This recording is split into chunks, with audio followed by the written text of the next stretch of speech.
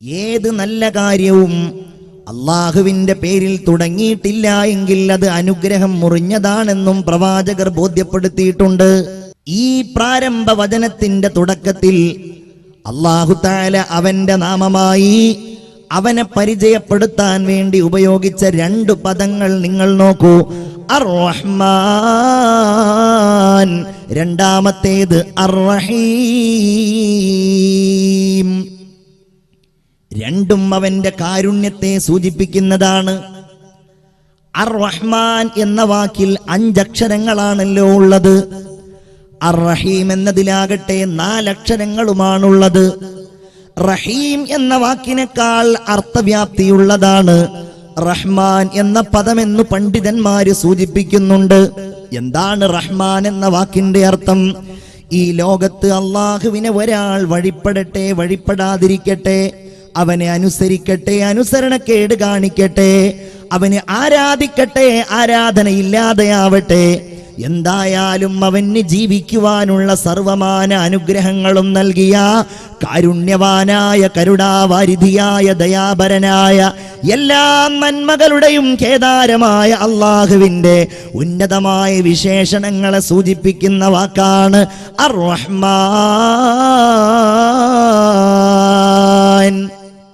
അല്ലാഹു തആല ഏറ്റവും വലിയ കാരുണ്യവാനാണ്.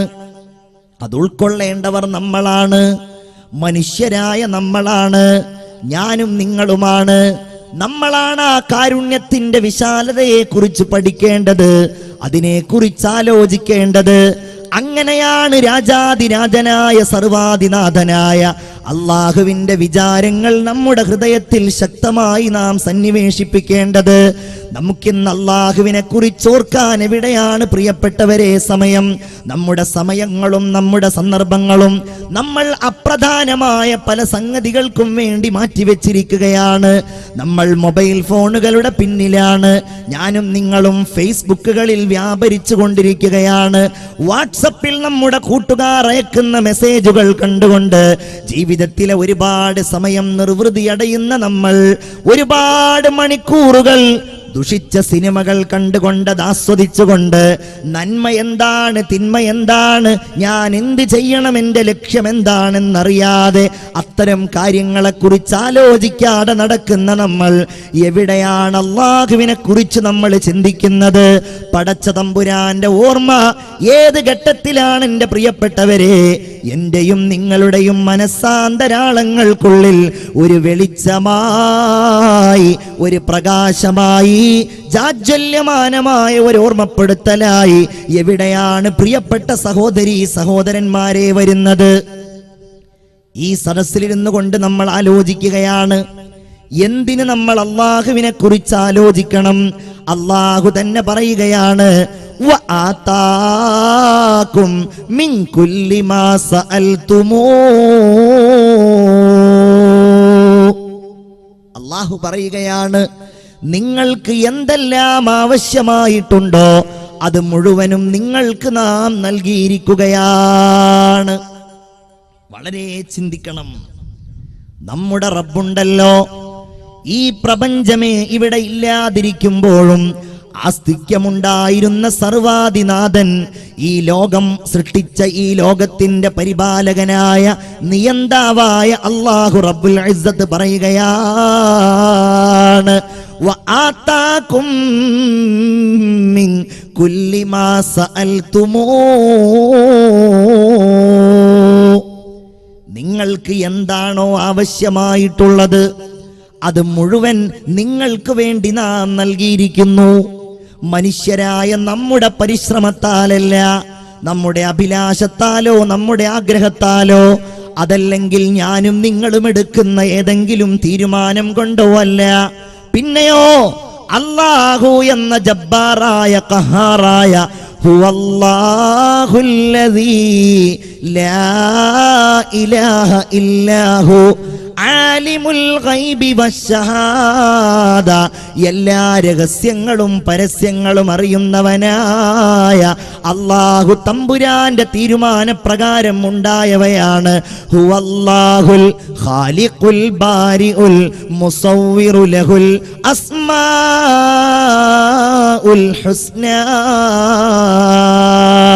എല്ലാറ്റിൻ്റെയും സൃഷ്ടാവായ, എല്ലാം നിയന്ത്രിക്കുന്നവനായ, എല്ലാം അറിയുന്നവനായ അല്ലാഹു തമ്പുരാൻ, മനുഷ്യരെ നിങ്ങൾ ഓർക്കണം, നിങ്ങൾ ആലോചിക്കണം, നിങ്ങൾ ഉൾക്കൊള്ളണം. നിങ്ങൾക്ക് എന്തെല്ലാം ആവശ്യമുണ്ടോ അത് മുഴുവനും അല്ലാഹു നൽകിയിരിക്കുകയാണ്.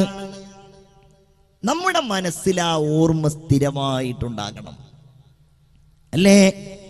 ഇമാം ഗസാലി റളിയല്ലാഹു അൻഹു പറയുന്നുണ്ട്, ഏതൊരു കാര്യവും മനുഷ്യർക്കിടയിലുണ്ടായാൽ ആ കാര്യത്തിന്റെ കാരണങ്ങൾ അന്വേഷിക്കുന്ന ആളുകളുടെ ഈമാൻ പൂർണ്ണമാണോ എന്ന് സംശയിക്കേണ്ടിയിരിക്കുന്നു. ഒരു ഉദാഹരണം പറഞ്ഞാൽ, നമുക്കൊരു രോഗമുണ്ടായി, നമ്മുടെ മക്കൾക്കൊരു രോഗമുണ്ടായി, നമ്മൾ വേഗം അന്വേഷിക്കുന്നത് അതിന്റെ മെഡിസിനെ കുറിച്ചാണ്. നമ്മൾ വേഗം ചെല്ലുന്നത് അത് ചികിത്സിക്കാൻ ആവശ്യമായ ഡോക്ടറുടെ അടുക്കലേക്കാണ്. കാരണങ്ങൾ അന്വേഷിക്കുന്നതിന്റെ മുമ്പേ നിങ്ങളുടെ മനസ്സിൽ ആ രോഗം നൽകുന്നവനും ആരോഗ്യം നൽകുന്നവനും അല്ലാഹുവാണെന്ന ചിന്തയുണ്ടാകണമേ. അല്ലാഹുവിന്റെ റസൂൽ ഓർമ്മിപ്പിക്കുകയാണ്, നിങ്ങൾ എല്ലാ സന്ദർഭങ്ങളിലും അല്ലാഹുവിനെ കുറിച്ച് ചിന്തിക്കണം. രോഗം വന്നാൽ നിങ്ങൾ 2 റക്അത്ത് നിസ്കരിക്കണം.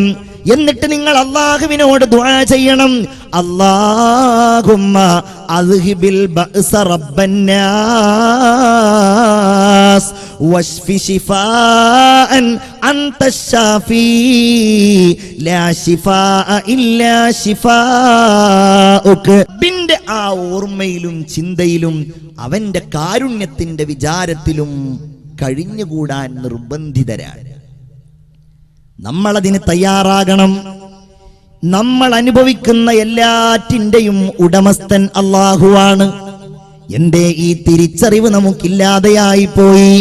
ലഹൂ മാ ഫിസ് സമാവാതി വമാ ഫിൽ അർള്. ആകാശത്തിലുള്ളതിന്റെ ഉടമ അല്ലാഹുവാണ്, ഭൂമിയിലുള്ളതിന്റെ ഉടമ അല്ലാഹുവാണ്. നിങ്ങൾ നോക്കൂ, മനുഷ്യരായ നമുക്ക് വേണ്ടിയല്ലേ വാനലോകത്ത് കത്തിത്തിളങ്ങുന്ന സൂര്യൻ അല്ലാഹു തആല സംവിധാനിച്ചിരിക്കുന്നത്. മുസൽമാനെ നമ്മൾ ആലോചിക്കാറുണ്ടോ റബ്ബിന്റെ കരവിരുതിനെ കുറിച്ച്? അവന്റെ കാരുണ്യം കൊണ്ടല്ലേ എത്രയോ ലക്ഷക്കണക്കിന് മൈലുകൾക്കപ്പുറത്ത് ഭൂമിയേക്കാൾ 10 ലക്ഷം കോടി ഇരട്ടി വലിപ്പമുള്ള സൂര്യനെ അല്ലാഹു തആല സംവിധാനിച്ചിരിക്കുന്നത്. നിങ്ങൾ ചിന്തിച്ചു നോക്കൂ, നമ്മുടെ ഈ മുഷ്ടിക്ക് സമാനമായ ഹൃദയത്തില് ഉൾക്കൊള്ളാൻ കഴിയാത്ത അത്ര വിശാലതയാണ് അല്ലാഹു തആല ഈ പ്രപഞ്ചത്തിന് നൽകിയിട്ടുള്ളത്. എല്ലാം കാരുണ്യവാനായ അല്ലാഹുവിന്റെ കരവിരുതു മാത്രമാണ്. അവന്റെ ഉന്നതമായ സൃഷ്ടിപ്പിന്റെ ഉന്നതമായ പ്രകാശനങ്ങൾ മാത്രമാണ്. ആകാശ ലോകത്ത് എത്രയോ നക്ഷത്രങ്ങൾ ഉണ്ടെങ്കിൽ ആ നക്ഷത്രങ്ങളിൽ the smallest star in the universe, പ്രപഞ്ചത്തിലെ ഏറ്റവും ചെറിയ നക്ഷത്രം, അത് ഭൂമിയേക്കാൾ 10 ലക്ഷം കോടി ഇരട്ടി വലിപ്പമുള്ള സൂര്യനാണെന്ന് പറയുമ്പോ ബഹുമാനപ്പെട്ട മുഹയ്യിദ്ദീൻ ശൈഖ് റളിയല്ലാഹു അൻഹു ചൂണ്ടിക്കാണിക്കുന്നുണ്ട്, നിങ്ങൾ അന്തരീക്ഷത്തിൽ ഒരു വൃത്തം വരച്ചാൽ ആ വൃത്തം മുകളിലേക്ക് നിങ്ങൾ സങ്കല്പിക്കുകയാണെങ്കിൽ നിങ്ങളുടെ ആ വൃത്തത്തിനുള്ളിൽ മാത്രം സൂര്യനേക്കാൾ വലിപ്പമുള്ള കോടിക്കണക്കിന് നക്ഷത്രങ്ങളുണ്ട് എന്നാണ്. 13 ലക്ഷം സൂര്യനേക്കാൾ ഇരട്ടി വലിപ്പമുള്ള എത്രയോ നക്ഷത്രങ്ങൾ, ആ നക്ഷത്രങ്ങളെ ചുറ്റിക്കൊണ്ടിരിക്കുന്ന ഗ്രഹങ്ങൾ, ആ ഗ്രഹങ്ങൾക്കുള്ള ഉപഗ്രഹങ്ങൾ എല്ലാം അടങ്ങിയ കോടാനക്കോടി വ്യൂഹങ്ങൾ അടങ്ങിയ അതിവിശാലമായ ഈ പ്രപഞ്ചം തട്ടാതെ മുട്ടാതെ ഒരാൾക്കും ഒരു പ്രയാസമോ ഒരു ബുദ്ധിമുട്ടോ നൽകാതെ കഴിവുള്ളവനായ അല്ലാഹു നൂറുസ് സമാവാതി വൽ അർള്, ആകാശ ഭൂമികൾക്ക് ഏറ്റവും വലിയ പ്രകാശം നൽകിയ അല്ലാഹുവിന്റെ അതീശത്വത്തോടെ ഈ പ്രപഞ്ചം മുന്നോട്ട് പോവുകയാണ്. ആ കാരുണ്യം നമ്മുടെ മനസ്സിൽ വരട്ടെ, ആ റബ്ബിന്റെ വിചാരം നമ്മുടെ മനസ്സിൽ വരട്ടെ. നമ്മളാണത് ഉൾക്കൊള്ളേണ്ടവർ, നമ്മളാണ് ആസ്ട്രോളജി പഠിക്കേണ്ടവർ, നമ്മളാണ് വാനശാസ്ത്രം പഠിക്കേണ്ടവർ. ചിന്താശൂന്യരായി കഴിഞ്ഞുകൂടുന്നവർക്ക്, ബോധമില്ലാതെ കഴിഞ്ഞുകൂടുന്ന ആളുകൾക്ക് അല്ലാഹുവിന്റെ സൃഷ്ടിലോകത്തെ വൈവിധ്യങ്ങളെക്കുറിച്ചോ അവന്റെ വൈഭവങ്ങളെക്കുറിച്ചോ ഒന്നുമേ തിരിച്ചറിയുവാൻ കഴിയില്ല. പടച്ചവനെ അറിയേണ്ടത് അവൻ സൃഷ്ടിച്ചു വെച്ചിരിക്കുന്ന അത്ഭുതങ്ങളിലൂടെയാണ്. ഇന്ന ഫീ ഖൽഖിസ് സമാവാതി വൽ അർള്, ആകാശഭൂമികളെ അല്ലാഹു തആല പടച്ചതിലുണ്ട്. വഖ്തിലാഫിൽ ലൈലി വന്നഹാർ ലആയാതിൻ ലിഉലിൽ അൽബാബ്, രാവും പകലും ചുരുങ്ങിയത് ഭാഗത്ത് ചില രാത്രികൾ ചുരുങ്ങി വരുന്നു, ചില രാത്രികൾ ദൈർഘ്യത്തോടെ വരുന്നു, ചില പകലുകൾ സമയം കൂടുതൽ വരുന്നു, ചിലയിടങ്ങളിൽ പകല് കൂടുതൽ രാത്രി കുറവ്, രാത്രിയും പകലും ഒന്നിനു പിറകെ മറ്റൊന്നായി വരുന്നു. ഇത്തരം കാര്യങ്ങളുടെയൊക്കെ സംവിധാനങ്ങളെ കുറിച്ച് ആലോചിക്കുന്ന ആളുകൾക്ക് അതിൽ എന്റെ റബ്ബിനെ കുറിച്ച് ആലോചിക്കുവാനുള്ള ഒരുപാട് ദൃഷ്ടാന്തങ്ങളുണ്ട് എന്ന് പറഞ്ഞുകൊണ്ട് അല്ലാഹു പറയുകയാണ്, അല്ലദീന യദ്കുറൂനല്ലാഹ ഖിയാമൻ വഖുഊദാ. അങ്ങനെ പടച്ചവനിലേക്ക് അടുക്കുന്ന ആളുകൾ നിന്നുകൊണ്ടും ഇരുന്നുകൊണ്ടും കിടന്നുകൊണ്ടും അവനെ ഓർക്കുകയാണ്. വയതഫക്കറൂന ഫീ ഖൽഖിസ് സമാവാതി വൽ അർള്, ആകാശഭൂമികളടങ്ങുന്ന ഈ പ്രപഞ്ചത്തെക്കുറിച്ച് അത്തരം ആളുകൾ ചിന്തിക്കുകയാണ്. അത്തരം ആളുകൾ ഓർത്തുകൊണ്ടവർ പറയുന്നത്, റബ്ബനാ മാ ഖലഖത ഹാദാ ബാതിലാ സുബ്ഹാനക ഫഖിനാ അദാബന്നാർ. റബ്ബിന്റെ സൃഷ്ടി വൈഭവത്തെക്കുറിച്ച് ചിന്തിച്ചവർ പറയുന്നത്, അല്ലാഹുവേ ഇതൊന്നും നീ വെറുതെ പടച്ചതല്ലല്ലോ. നമ്മൾ ആരെങ്കിലും ചിന്തിക്കാറുണ്ടോ? നമ്മൾ ആരെങ്കിലും ഇന്ന് ഈ നിമിഷം വരെ ഇത്തരം കാര്യങ്ങൾ നാമുമായി ബന്ധപ്പെട്ട ഒന്നാണെന്ന് ആലോചിച്ചിട്ടുണ്ടോ? ബിസ്മില്ലാഹിർ റഹ്മാനിർ റഹീം.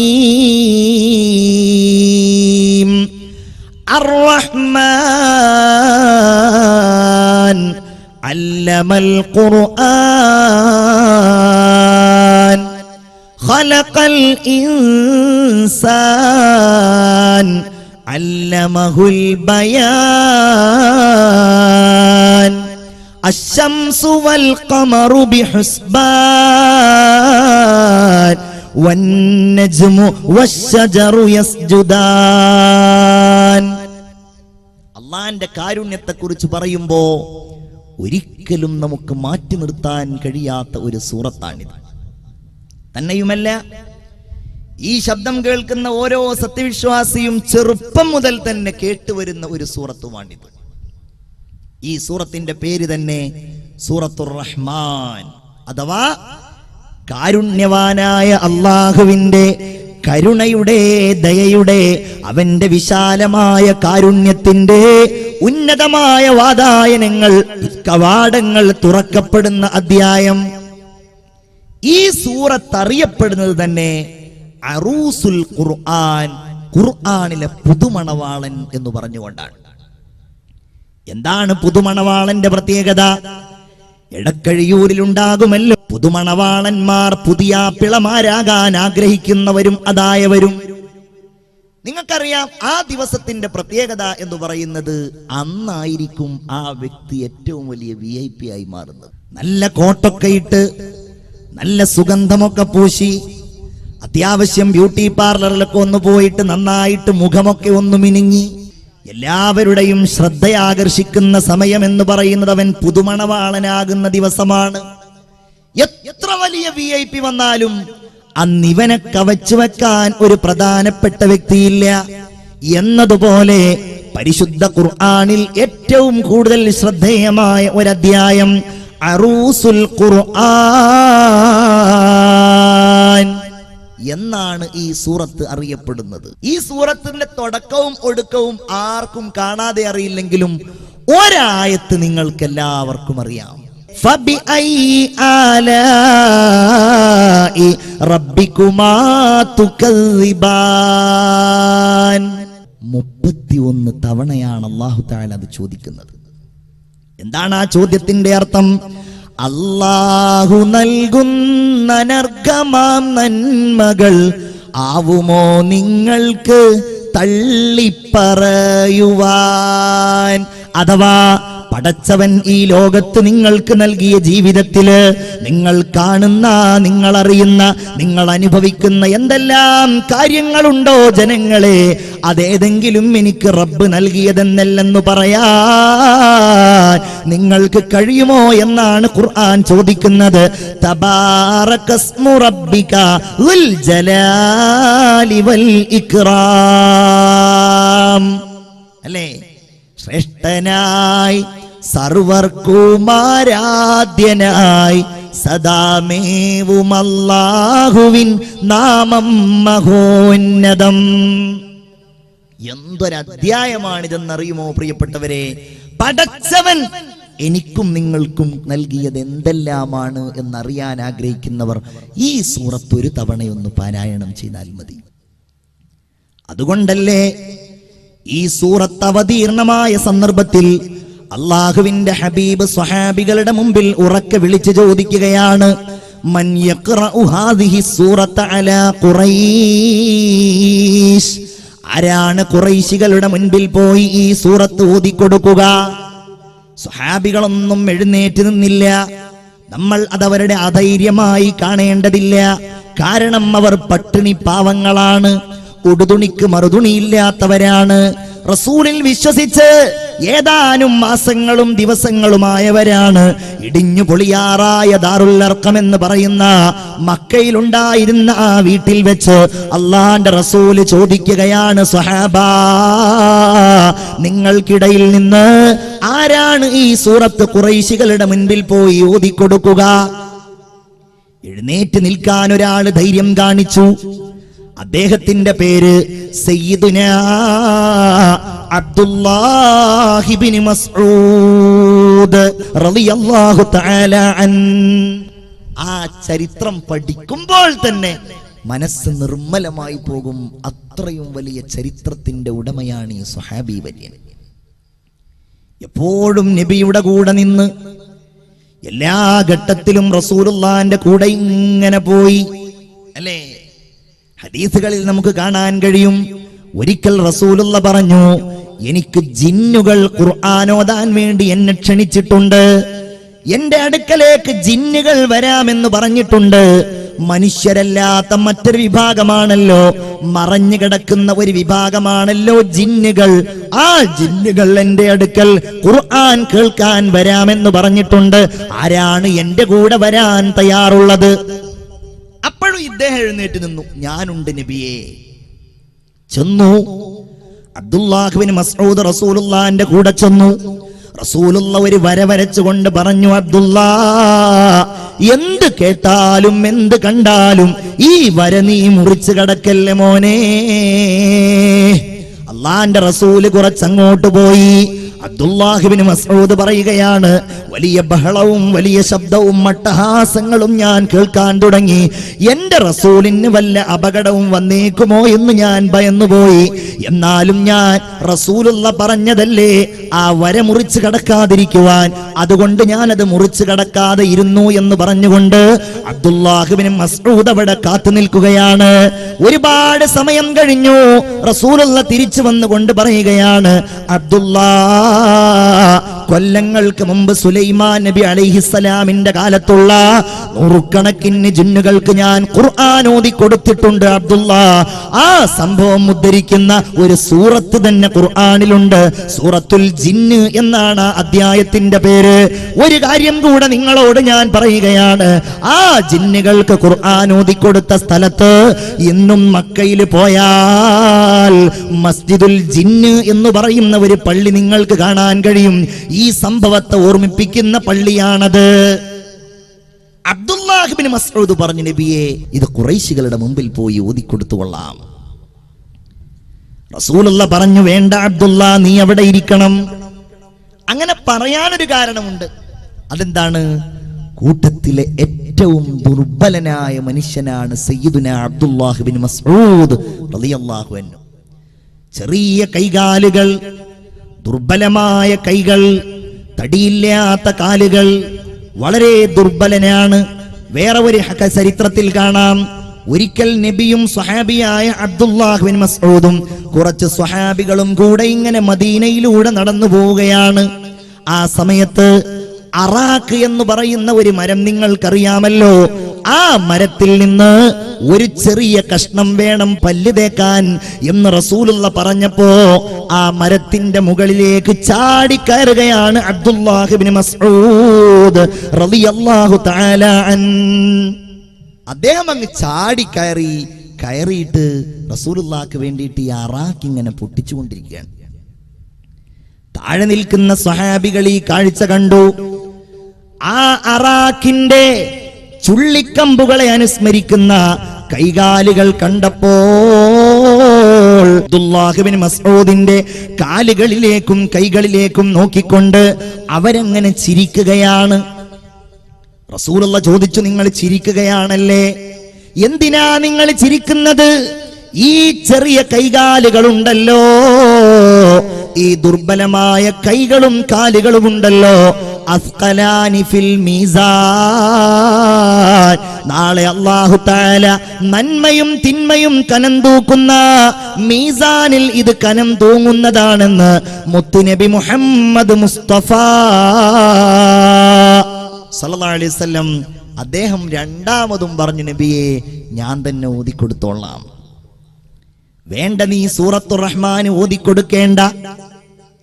മൂന്നാമത്തെ തവണ റസൂലുള്ളാന്റെ കൽപ്പനക്ക് കാത്തു നിന്നില്ല, ഓടുകയാണ്. ആളുകളെ വകഞ്ഞു മാറ്റിക്കൊണ്ടോടുകയാണ്. കഅബ ശരീഫിന്റെ തൊട്ടടുക്കലെത്തി. ആളുകൾ ഇങ്ങനെ തവാഫ് ചെയ്യുന്നുണ്ട്. ഖുറൈശി പ്രമുഖന്മാര് വല്ലാതെ കൂട്ടം കൂടി സ്വറ പറയുന്നുണ്ട്. അബ്ദുല്ലാഹ് ഇബ്നു മസ്ഊദ് നേരെ അങ്ങ് ചെല്ലുകയാണ്. താൻ ചെറിയ മനുഷ്യനാണെങ്കിലും കഴിയുന്നത്ര ഉയർച്ചയിൽ നിന്നുകൊണ്ട് കഅബ ശരീഫിന്റെ ഖില്ലയിൽ ചാരി നിന്നുകൊണ്ട് അബ്ദുള്ള ഓതുകയാണ്, അർ-റഹ്മാനു അല്ലമൽ ഖുർആൻ. കാരുണ്യവാനായ അല്ലാഹു തആല അവന്റെ കാരുണ്യത്തിന്റെ ഏറ്റവും വലിയ പ്രതീകമായി, മനുഷ്യരുടെ മുഴുവൻ സംസ്കൃതിയുടെയും അടയാളമായി, അവരുടെ മുന്നോട്ടുള്ള കാൽവെപ്പിന്റെ പ്രചോദനമായി അവർക്കിതാ ഖുർആൻ പഠിപ്പിച്ചിരിക്കുകയാണ്.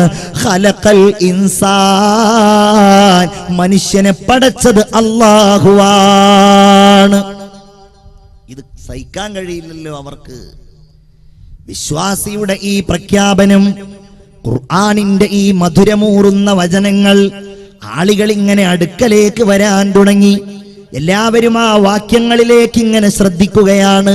പരിശുദ്ധ ഖുർആനിന്റെ സുന്ദരമായ ആ വചസ്സുകളിൽ എല്ലാവരും ഇങ്ങനെ മതിമറഞ്ഞു നിലകൊള്ളുകയാണ്. അടുത്ത വാക്ക് വന്നു, ഖലഖൽ ഇൻസാൻ അല്ലമഹുൽ ബയാൻ അശ്ശംസു വൽ ഖമറു ബിഹുസ്ബാൻ.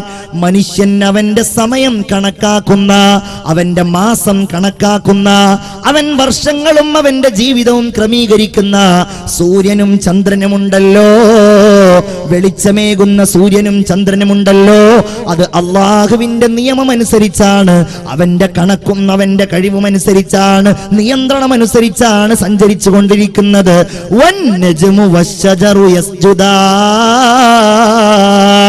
ഖുർആനിന്റെ വചസ്സുകളിലേക്ക്, ആ വചനപ്രവാഹങ്ങളിലേക്ക്, ആ സ്വരരാഗസുധയിലേക്ക് ലയിച്ചു ചേർന്നിരിക്കുന്ന ആ സഹോദരന്മാരുടെ മുൻപിൽ വെച്ച് ബഹുമാനപ്പെട്ട അബ്ദുല്ലാഹ് ഇബ്നു മസ്ഊദ് പറയുകയാണ്, വന്നജ്മു വള്ളിച്ചെടികൾ, വശ്ശജറു മരങ്ങൾ, യസ്ജുദാൻ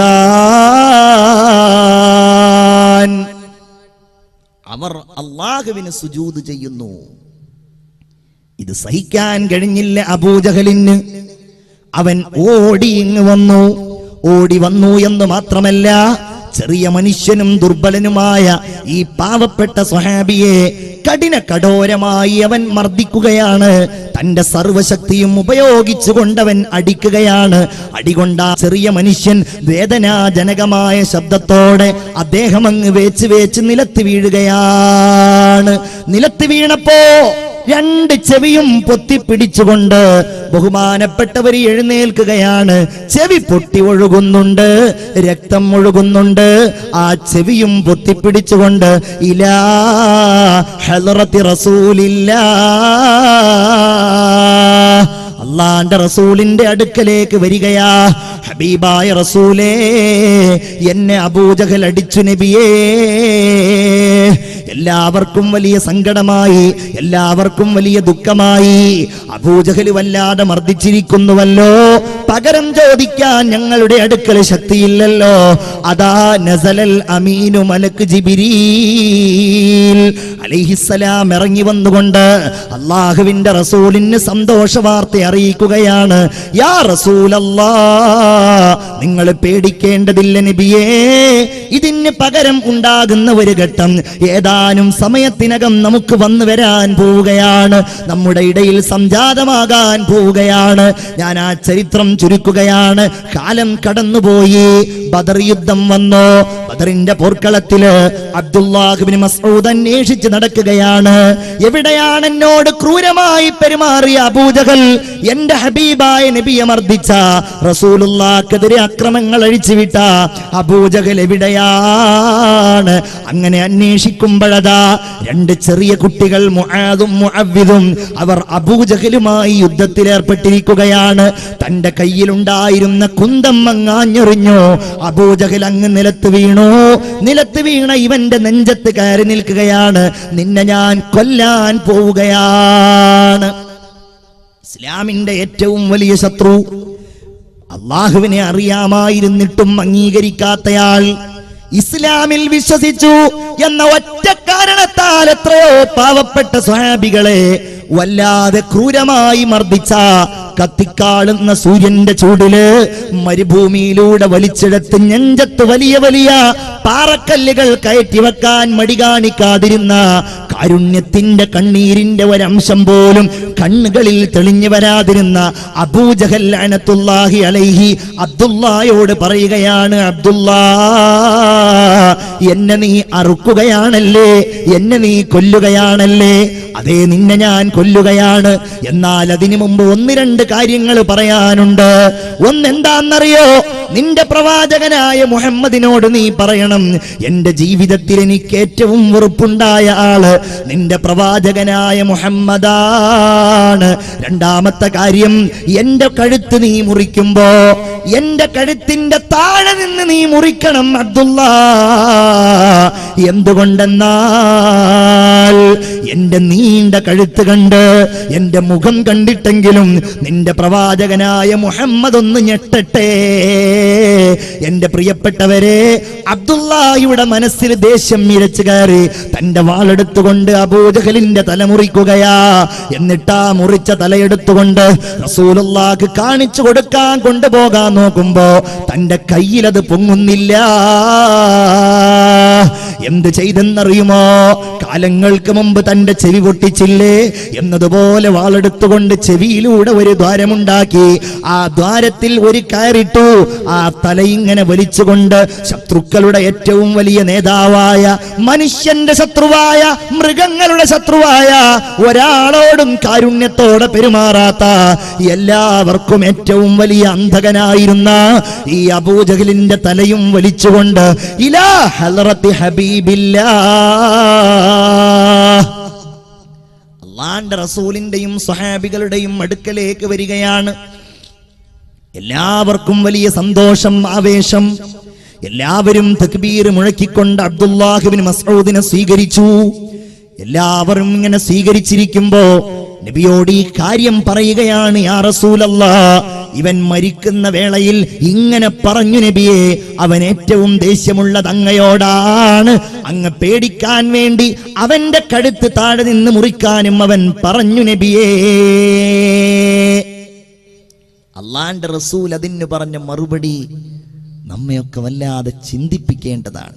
ലോകത്തിന്റെ നേതാവ്, സ്വർഗത്തിന്റെ ഉദ്ഘാടകൻ മുത്തുനബി മുഹമ്മദ് മുസ്തഫ സ്വല്ലല്ലാഹു അലൈഹി വസല്ലമ തങ്ങൾ പറയുന്നത്, എന്തൊരു പരീക്ഷണമാണ് ഫിർഔനി അശദ്ദു മിൻ ഫിർഔനി മൂസ. അല്ലാഹുവേ, മൂസാ നബിയേക്കാൾ വലിയ ഫിർഔനെയാണല്ലോ എനിക്ക് നീ നൽകിയത് റബ്ബേ. എന്തേ കാരണം? മൂസാ നബിക്ക് നീ നൽകിയ ഫിർഔൻ ചെങ്കടലിൽ മുങ്ങിത്താവുമ്പോ, അവൻ മരിക്കുമെന്ന് ഉറപ്പാകുമ്പോ അവൻ വിളിച്ചു പറയുന്നത് ആമന്തു ബിറബ്ബി മൂസാ വഹാറൂൻ. ഞാനിതാ മൂസാ നബിയുടെയും ഹാറൂൻ നബിയുടെയും റബ്ബിനെ കൊണ്ട് വിശ്വസിച്ചിരിക്കുന്നു എന്നതാണ്. റബ്ബിന്റെ കാരുണ്യം, അള്ളാന്റെ കാരുണ്യം അതവൻ പറയുകയാണ്. ഒന്നാമത്തെ കാരുണ്യം നമ്മൾ അറിയേണ്ടത് അർ-റഹ്മാൻ. അവന്റെ കാരുണ്യം പറഞ്ഞാൽ തീരില്ല. ഞാൻ ചുരുക്കി 1-2 വചനങ്ങൾ ഓതിക്കുകയാണ്. അല്ലദീ ജഅല ലക്കുമുൽ അർള ഫിറാശ. അവൻ ഭൂമി നിങ്ങൾക്ക് വിരിപ്പാക്കി മാറ്റി തന്നവനാണ്. നമുക്ക് കിടക്കാൻ, നമുക്ക് ഇരിക്കാൻ, നമുക്ക് സഞ്ചരിക്കാൻ. വസ്സമാഅ ബിനാഅ വഅൻസല മിനസ്സമാഇ മാഅ. ആകാശത്ത് നിങ്ങൾക്കുള്ള ഒരു മേൽക്കൂരയാക്കി അവൻ നിങ്ങൾക്ക് ആവശ്യമായ വെള്ളം മുഴുവൻ വാനലോകത്ത് നിന്ന് ഇറക്കി തന്നവനാണ്, വർഷിപ്പിച്ചു തന്നവനാണ്. അല്ലേ?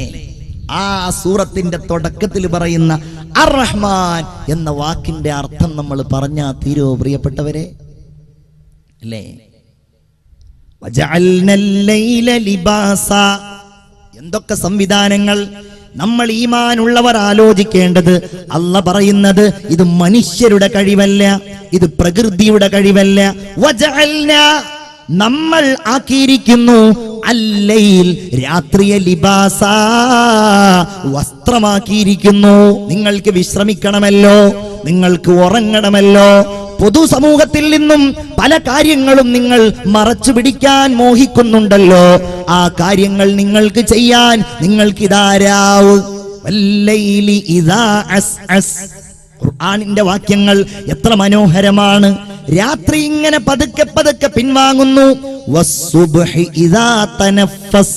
പകലിതാ പതുക്കെ പതുക്കെ ശ്വാസം വിട്ട് ഇങ്ങനെ വരുന്നു. വജഅൽനൻ നഹാറ മആശാ. ഞാൻ അർത്ഥം മാത്രം പറയുന്നു, ഒരുപാട് കാര്യങ്ങൾ പറയാനുണ്ട്.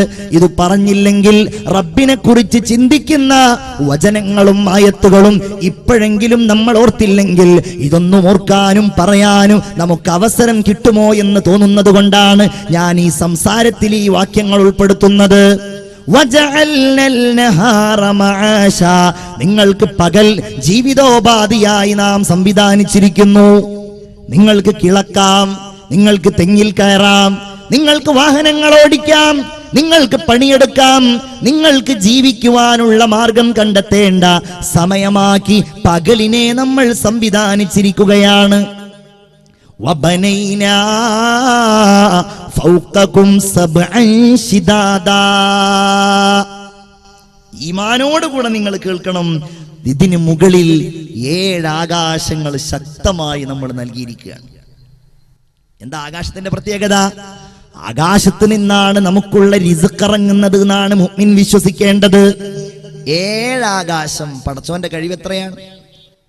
പണ്ഡിതന്മാര് പറയുന്നുണ്ട്, 1-ാം ആകാശവും 2-ാം ആകാശവും ഒന്ന് താരതമ്യം ചെയ്താൽ, 1-ാം ആകാശവും 2-ാം ആകാശവും ഒന്ന് താരതമ്യം ചെയ്താൽ, വിശാലമായ ഒരു മരുഭൂമിയിൽ ഒരു മോതിരമിട്ടാൽ എത്രയുണ്ടാകുമോ അത്രയാണത്രേ 1-ാം ആകാശം ഉണ്ടാവുള്ളൂ 2-ാം ആകാശത്തിലേക്ക്.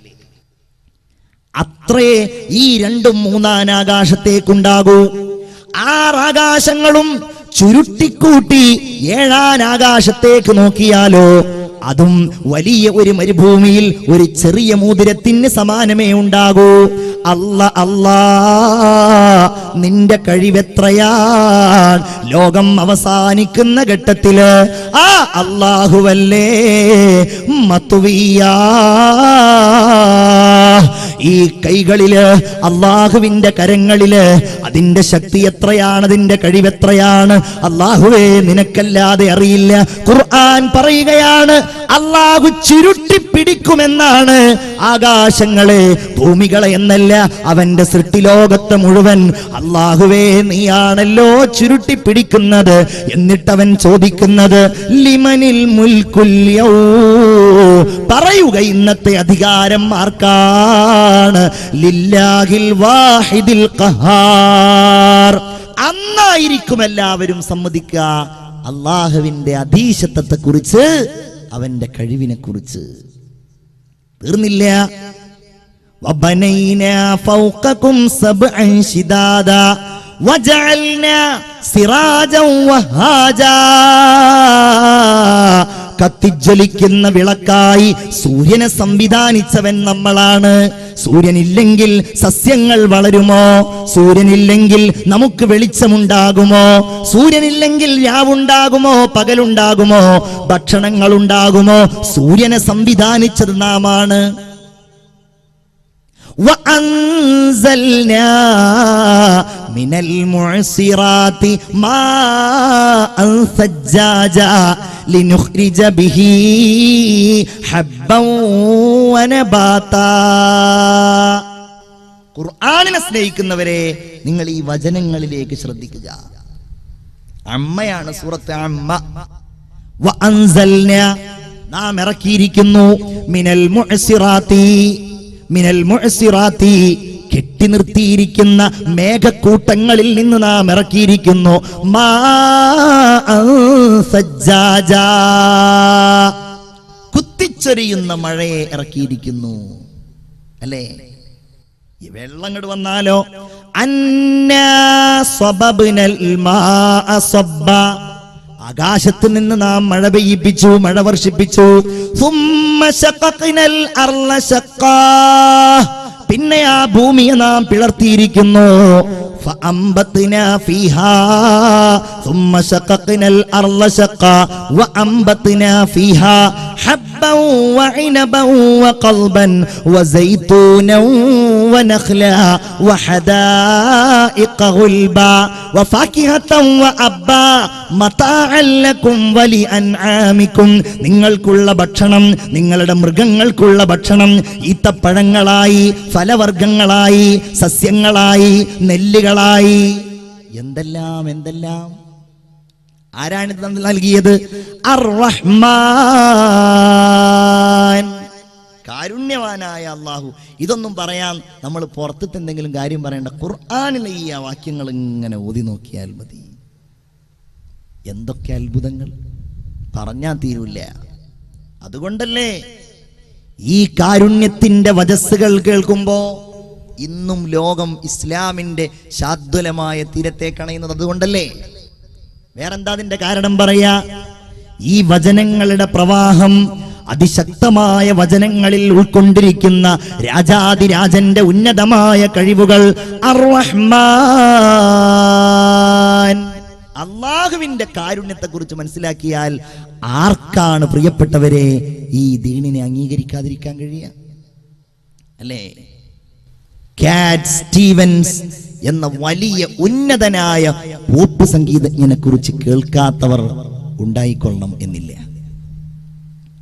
പോപ്പ് സംഗീതം നമുക്കാർക്കും പരിചയമില്ല.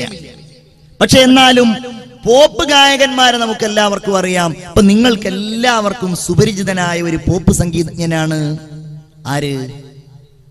നിങ്ങൾക്ക് എല്ലാവർക്കും അറിയാം, മൈക്കൽ ജാക്സൺ. ഇല്ലേ? മൈക്കൽ ജാക്സൺ പോപ്പ് സംഗീതത്തിലൂടെ നേടിയെടുത്ത സ്ഥാനങ്ങളും നേട്ടങ്ങളും പണവും പ്രതാപവും ഒക്കെ അദ്ദേഹം മരിച്ചതിനോടനുബന്ധിച്ച് പത്രങ്ങളിൽ നമ്മൾ വായിച്ചിട്ടുണ്ടായിരുന്നു. സത്യത്തിൽ നമ്മൾ ആരും ജീവിതത്തിൽ ഇന്ന് വരെ പോപ്പ് സംഗീതം കേട്ടിട്ടില്ല. എന്നാലും പോപ്പ് സംഗീതം ലോകത്ത് പ്രശസ്തമാണ്. ഞാൻ പറയുന്നത് പാശ്ചാത്യ ലോകത്ത് പോപ്പ് സംഗീതജ്ഞന്മാരെന്ന് പറഞ്ഞാൽ അവിടെ വലിയ ആരാധനാപാത്രങ്ങളാണ്. അന്ന് 970 കാലഘട്ടങ്ങളിൽ അമേരിക്കയടക്കമുള്ള, ബ്രിട്ടൻ അടക്കമുള്ള പാശ്ചാത്യൻ രാജ്യങ്ങളിൽ ഉന്നതനായി അറിയപ്പെട്ടിരുന്ന പോപ്പ് സംഗീതജ്ഞനായിരുന്നു കാറ്റ് സ്റ്റീവൻസ്. ഇദ്ദേഹത്തിന്റെ ജീവചരിത്രം നിങ്ങൾക്ക് വേണമെങ്കിൽ ഒന്ന് മൊബൈൽ ഫോണിൽ നെറ്റുള്ള ആളുകൾ ഉണ്ടാവുമല്ലോ, കാറ്റ് സ്റ്റീവൻസ് എന്ന് അതിൽ നിങ്ങൾ ടൈപ്പ് ചെയ്താൽ ഞാൻ ഇനി പറയാൻ പോകുന്ന കാര്യങ്ങൾ നിങ്ങൾക്ക് അതിൽ കാണാൻ കഴിയും. അദ്ദേഹം തന്നെ പറയുന്ന കാര്യങ്ങളാണ്. 978 അദ്ദേഹം മൊറോക്കോ സന്ദർശിക്കാൻ വേണ്ടി പോവുകയാണ്. മുസ്ലിം രാജ്യമായ മൊറോക്കോയുടെ തെരുവോരത്തിലൂടെ കാറ്റ് സ്റ്റീവൻസ് ഇങ്ങനെ നടന്നു പോകുമ്പോഴാണ് പെട്ടെന്നാണ് പള്ളിയിൽ നിന്ന്, പരിസരങ്ങളിൽ നിന്ന് അല്ലാഹു അക്ബർ അല്ലാഹു അക്ബർ ബാങ്ക് കേൾക്കുന്നത്. അല്ലാഹു വലിയവനാണ്, അല്ലാഹു ഏറ്റവും വലിയവനാണ്. കാറ്റ് സ്റ്റീവൻസ് ചോദിച്ചു, വാട്ട് ഈസ് ദിസ് മ്യൂസിക്? ഇതെന്താണ് ഇങ്ങനെ ഒരു മ്യൂസിക്? ഞാൻ കേട്ടിട്ടില്ലല്ലോ. കൂടെയുള്ള ആളുകൾ പറഞ്ഞു കൊടുത്തു, this is the music of God. ഇത് ദൈവത്തിന്റെ സംഗീതമാണ്. ഇദ്ദേഹം പറയുന്നു, ദൈവത്തിന്റെ സംഗീതമോ? ഒരുപാട് മ്യൂസിക്കുകളെ പറ്റി ഞാൻ കേട്ടിട്ടുണ്ട്. I have heard about many musics. ഒരുപാട് മ്യൂസിക്കുകളെ കുറിച്ച് ഞാൻ കേട്ടിട്ടുണ്ട്. പക്ഷെ ആദ്യമായിട്ടാണ് മ്യൂസിക് ഓഫ് ഗോഡിനെ കുറിച്ച് ഞാൻ കേൾക്കുന്നത്. അദ്ദേഹം പറയുന്നുണ്ട്, മ്യൂസിക് ഫോർ ഫെയിം, പ്രശസ്തിക്ക് വേണ്ടിയുള്ള സംഗീതം. മ്യൂസിക് ഫോർ മണി, പണത്തിന് വേണ്ടിയുള്ള സംഗീതം. മ്യൂസിക് ഫോർ പവർ, ഇതൊക്കെ കേട്ടിട്ടുണ്ട്. അധികാരത്തിന് വേണ്ടിയുള്ള സംഗീതം. സംഗീതത്തിന്റെ പല വഴികളും എനിക്കറിയാം. ദൈവത്തിനുമുണ്ടോ ഒരു സംഗീതം? അത് മനസ്സിൽ കുറിച്ചിട്ടു ഇദ്ദേഹം. പിന്നീട് ഇദ്ദേഹം നാട്ടിലേക്ക് വരികയാണ്. അദ്ദേഹം പറയുന്നു, ഒരിക്കൽ ഞാനിങ്ങനെ എന്റെ ഹോളി ആഘോഷിക്കുന്നതിനിടയിൽ ഞാനിങ്ങനെ കടൽ തീരത്ത് കുളിച്ചുകൊണ്ടിരിക്കുകയാണ്. മെൽബോ കടൽ തീരത്ത് ഞാൻ കുളിച്ചുകൊണ്ടിരിക്കുമ്പോ പെട്ടെന്നാണ് എന്നെ ഒരു തിരമാല ഇങ്ങനെ തള്ളി തള്ളി തള്ളി ഇങ്ങനെ കടലിന്റെ ആഴിയിലേക്ക്, അഗാധതയിലേക്ക് കൊണ്ടുപോകുന്നത്. ഞാൻ മരണത്തെ മുന്നിൽ കണ്ടു. മുന്നിൽ കണ്ടപ്പോ ഞാൻ വിളിച്ചു, ഓ മൈ ഗോഡ്, എന്റെ ദൈവമേ, ഇഫ് യു സേവ് മീ, എന്നെ നീ രക്ഷപ്പെടുത്തുകയാണെങ്കിൽ I will live for you, I will work for you. ഞാൻ നിനക്ക് വേണ്ടി ജീവിക്കാം ദൈവമേ, ഞാൻ നിനക്ക് വേണ്ടി പണിയെടുക്കാം ദൈവമേ. അദ്ദേഹം പറയുന്നു, ഞാൻ അറിയാത്ത ഏതോ ഒരു തിരമാല എന്നെ ഇങ്ങനെ തള്ളി തള്ളി തള്ളി കരയിലേക്ക് കൊണ്ടു. ഞാൻ അത്ഭുതപ്പെട്ടു. പിന്നെ എന്റെ അന്വേഷണം ദൈവത്തെയായിരുന്നു. എവിടെയാണ് ഞാൻ അന്വേഷിക്കേണ്ടത്? പലയിടങ്ങളിലും ഞാൻ പോയി. ഇത് സത്യസന്ധമായി അദ്ദേഹം രേഖപ്പെടുത്തിയ കാര്യമാണ്. അദ്ദേഹം പറയുന്നു, ഞാൻ ക്രൈസ്തവ മതത്തെക്കുറിച്ച് പഠിച്ചു, ഞാൻ ജൂത മതത്തെക്കുറിച്ച് പഠിച്ചു, ഞാൻ ബുദ്ധിസത്തെക്കുറിച്ച് പഠിച്ചു. അങ്ങനെ ഇരിക്കുമ്പോഴാണ് ഇസ്രായേൽ കടൽ സന്ദർശനം കഴിഞ്ഞ് എന്റെ ഒരു സഹോദരൻ തിരിച്ചു വരുന്നത്. അവൻ എനിക്ക് വിശുദ്ധ ഖുർആനിന്റെ ഒരു കോപ്പി കൊണ്ടു തന്നു. ഞാനത് വായിച്ചു. ഞാനത് എന്റെ ഒരു മുസ്ലിം സുഹൃത്തിനെ ഉപയോഗിച്ച് പഠിച്ചു. അലിഫ് ലാം റാ തിൽക ആയാതുൽ കിതാബിൽ മുബീൻ ഇന്നാ അൻസൽനാഹു ഖുർആനൻ അറബിയ്യൻ ലഅല്ലകും തഅഖിലൂൻ നഹ്നു നഖുസ്സു അലൈക അഹ്സനൽ ഖസസ് ബിമാ ഔഹൈനാ ഇലൈക ഹാദൽ ഖുർആൻ വഇൻ കുൻത മിൻ ഖബ്ലിഹി ലമിനൽ ഗാഫിലീൻ. സൂറത്ത് യൂസുഫ്.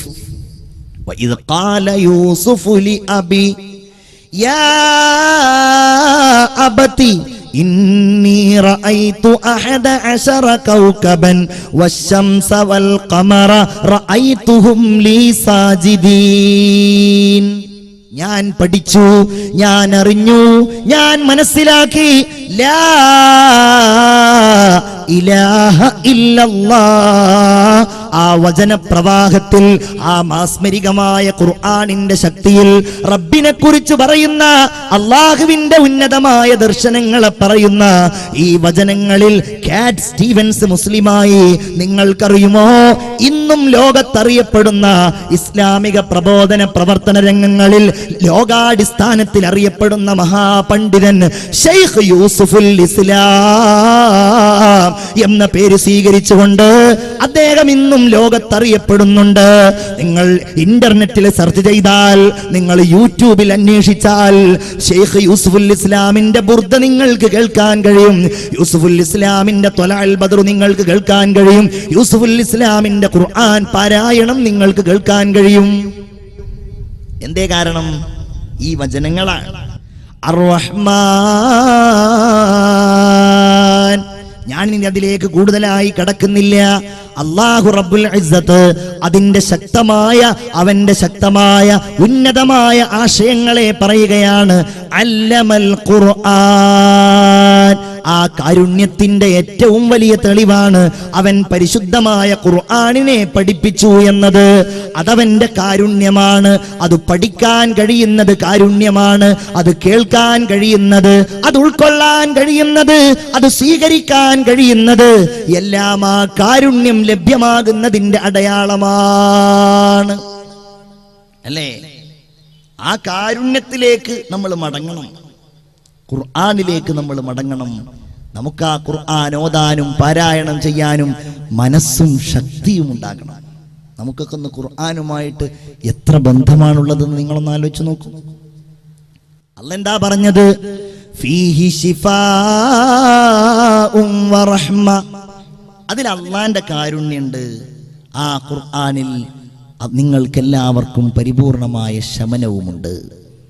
നിങ്ങളുടെ മനസ്സിന്റെ, നിങ്ങളുടെ ശരീരത്തിന്റെ എന്തെല്ലാം കുഴപ്പങ്ങളുണ്ടോ അത് മുഴുവൻ നിങ്ങൾക്ക് മാറ്റിത്തരുന്ന ഏറ്റവും ശക്തമായ വചനങ്ങളാണ് പരിശുദ്ധമായ ഖുർആനിന്റേത് എന്നാണ് അല്ലാഹു തആല സൂചിപ്പിക്കുന്നത്.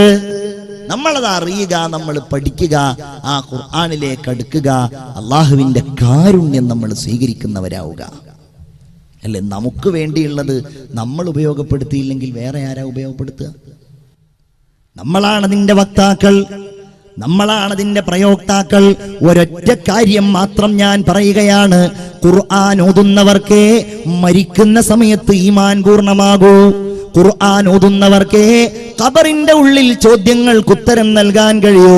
ഖബറിന്റെ ഉള്ളിൽ സമാധാനമേകിക്കൊണ്ട്, ശാന്തിയേകിക്കൊണ്ട് മനുഷ്യരൂപത്തിൽ അള്ളാഹുവിന്റെ കാരുണ്യത്തിന്റെ അമൃതവർഷമായ ഖുർആൻ വരുമെന്ന് മുത്തുനബി മുഹമ്മദ് മുസ്തഫ.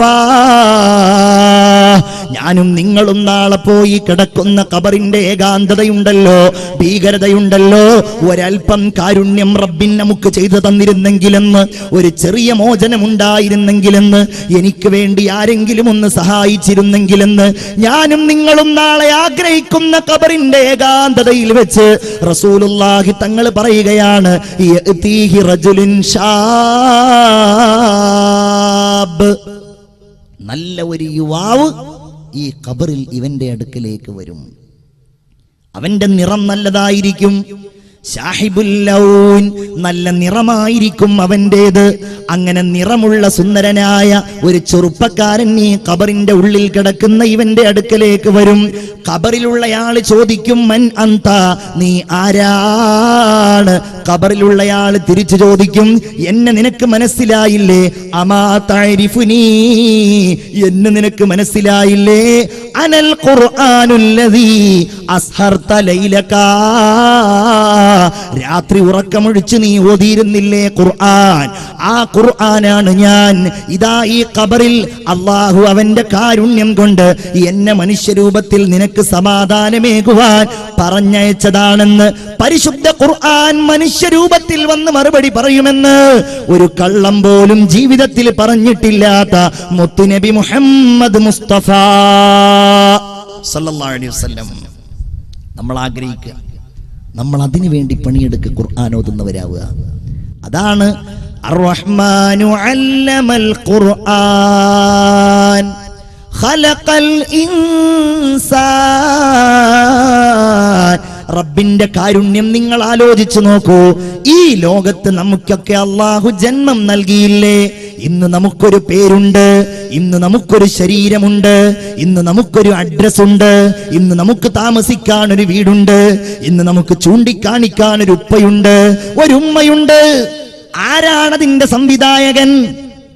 അല്ലേ? ചിന്തിച്ചു നോക്കൂ നിങ്ങൾ. അള്ളാഹ്ക്ക് മാത്രം അറിയുന്ന കാര്യം. 2000 കൊല്ലം കഴിഞ്ഞ് നിങ്ങൾക്കൊരു പേരക്കിടാവ് ഉണ്ടാകും. 100ാമത്തെ പേരക്കിടാവെന്ന് സങ്കല്പിക്കുക. ഉദാഹരണം, ആ പേരക്കിടാവ് എങ്ങനെയുള്ളവനായിരിക്കും നമുക്കറിയില്ല. അവന്റെ മുഖം എങ്ങനെയായിരിക്കും? അവൻ കഴിക്കുന്ന മാമ്പഴത്തിന്റെ വിത്തെവിടെയായിരിക്കും ഇന്ന്? അവൻ കുടിക്കുന്ന വെള്ളത്തിന്റെ മഴ എവിടെയായിരിക്കും? അതിന്റെ നീരാവി കടലിന്റെ ഏതു ഭാഗത്തായിരിക്കും? എല്ലാം അറിയുന്നവൻ ഖലഖൽ ഇൻസാൻ, ഇതിന്റെ സൃഷ്ടാവായ നമ്മുടെ റബ്ബ് തന്നെയാണ്. നമ്മൾ നിസ്കരിക്കുമ്പോൾ നിൽക്കുന്ന റബ്ബ്, നമ്മൾ അല്ലാഹ് എന്ന് വിളിക്കുന്ന റബ്ബ്, എന്റെയും നിങ്ങളുടെയും ഈ ഒരുമിച്ച് കൂടൽ ഏതൊരു നാഥന്റെ വിളിക്കനുസരിച്ചാണോ ആ സംവിധായകനായ രാജാതിരാജനായ അല്ലാഹുവിന്റെ മഹത്വങ്ങളാണ് പ്രിയപ്പെട്ടവരെ നമ്മൾ ഓർക്കുന്നത്. ചിന്തിച്ചു നോക്കൂ നിങ്ങൾ. നമുക്ക് അല്ലാഹ് ഈ ലോകത്ത് ജന്മം നൽകിയില്ലേ മുഅ്മിനെ? അല്ലേ? അപ്പൊ നിങ്ങൾ ആലോചിക്കുന്നുണ്ടോ, ജന്മം നൽകാതിരിക്കുകയായിരുന്നു നല്ലത്? അല്ല, അതൊരു തെറ്റായ ചിന്തയാണ്. ഒരു സാധനം നമ്മുടെ അടുക്കൽ ഉള്ളതാണോ ഇല്ലാത്തതാണോ നല്ലത്? ഉള്ളതാണ്, അല്ലേ? ഒരു 50,000 രൂപ എന്റെ കയ്യിൽ ഇല്ലാത്തതല്ലല്ലോ, ഉള്ളതാണല്ലോ നല്ലത്. ഒരു ഇന്നോവ കാറ് എനിക്കുള്ളതാണല്ലോ നല്ലത്. നിങ്ങളൊക്കെ അങ്ങനെ ചിന്തിക്കും, അല്ലേ? കാശിന്റെയും കാറിന്റെയും കാര്യമായതുകൊണ്ട് എല്ലാവരും അങ്ങനെ തന്നെ ചിന്തിക്കും. നമ്മുടെ ജന്മത്തിന്റെ കാര്യത്തിലും അങ്ങനെ തന്നെയാണ് ആലോചിക്കേണ്ടത്. നമ്മളെ ഈ ലോകത്ത് ജനിപ്പിച്ചത് അല്ലാഹുവിന്റെ കാരുണ്യം അവൻ നിറച്ചുകൊണ്ടല്ലേ മുഅ്മിനേ? വലഖദ് ഖലഖ്നൽ ഇൻസാന മിൻ സുലാലത്തിൻ മിൻ തീൻ. നിങ്ങൾ വളരെ ശ്രദ്ധിക്കണം. ഈ ആയത്തുകൾ ഇങ്ങനെ ഓതുമ്പോൾ ഒരിക്കലും അശ്രദ്ധണ്. വലഖദ് ഖലഖ്നൽ ഇൻസാന മിൻ സുലാലത്തിൻ മിൻ തീൻ. അള്ളാന്റെ കാരുണ്യം കഴിഞ്ഞിട്ട് ഞാൻ മറ്റുള്ള കാരുണ്യത്തിലേക്ക് കടക്കും. ഇത് പറഞ്ഞാൽ തീരാത്തതാണ്. മണ്ണിന്റെ സത്തയിൽ നിന്നാണ് മനുഷ്യരെ നിങ്ങളെ നാം പടച്ചിട്ടുള്ളത്, അല്ലേ? ഒപ്പയർ എന്ന ശാസ്ത്രജ്ഞൻ പറയുന്നുണ്ട്, മനുഷ്യന്റെ ശരീരത്തിൽ മണ്ണിലുള്ള എല്ലാ ഘടകങ്ങളും അടങ്ങിയിരിക്കുന്നുണ്ട് എന്ന്. അതുകൊണ്ടാണത്രേ മണ്ണിലേക്ക് മനുഷ്യനടക്കമുള്ള ജീവികൾ എത്രയും വേഗം ലയിച്ചു ചേരുന്നത്. 3 പിടി മണ്ണ് നമ്മൾ കയ്യിൽ പിടിക്കാറില്ലേ? നമ്മൾ ഖബറിലേക്ക് വലിച്ചെറിയാറില്ലേ? ഉമ്മായുടെ മുഖത്തേക്ക് നമ്മൾ ഇടാറില്ലേ? ബാപ്പായ ഖബറിൽ വെച്ചിട്ട് നമ്മൾ ഇടാറില്ലേ? മിൻഹാ ഖലഖ്നാകും, ഈ മണ്ണിൽ നിന്നാണ് നിങ്ങളെ പടച്ചത്. വഫീഹാ നുഈദുകും, ദേ മണ്ണിലേക്ക് തന്നെ നിങ്ങളെ മടക്കിയിരിക്കുന്നുവല്ലോ. വമിൻഹാ നുഖ്രിജുകും താറതൻ ഉഖ്റാ, ഇനി അതിൽ നിന്ന് തന്നെ വരാനുള്ളവരല്ലേ നിങ്ങൾ. മുഅ്മിനെ ചിന്തിക്കുക.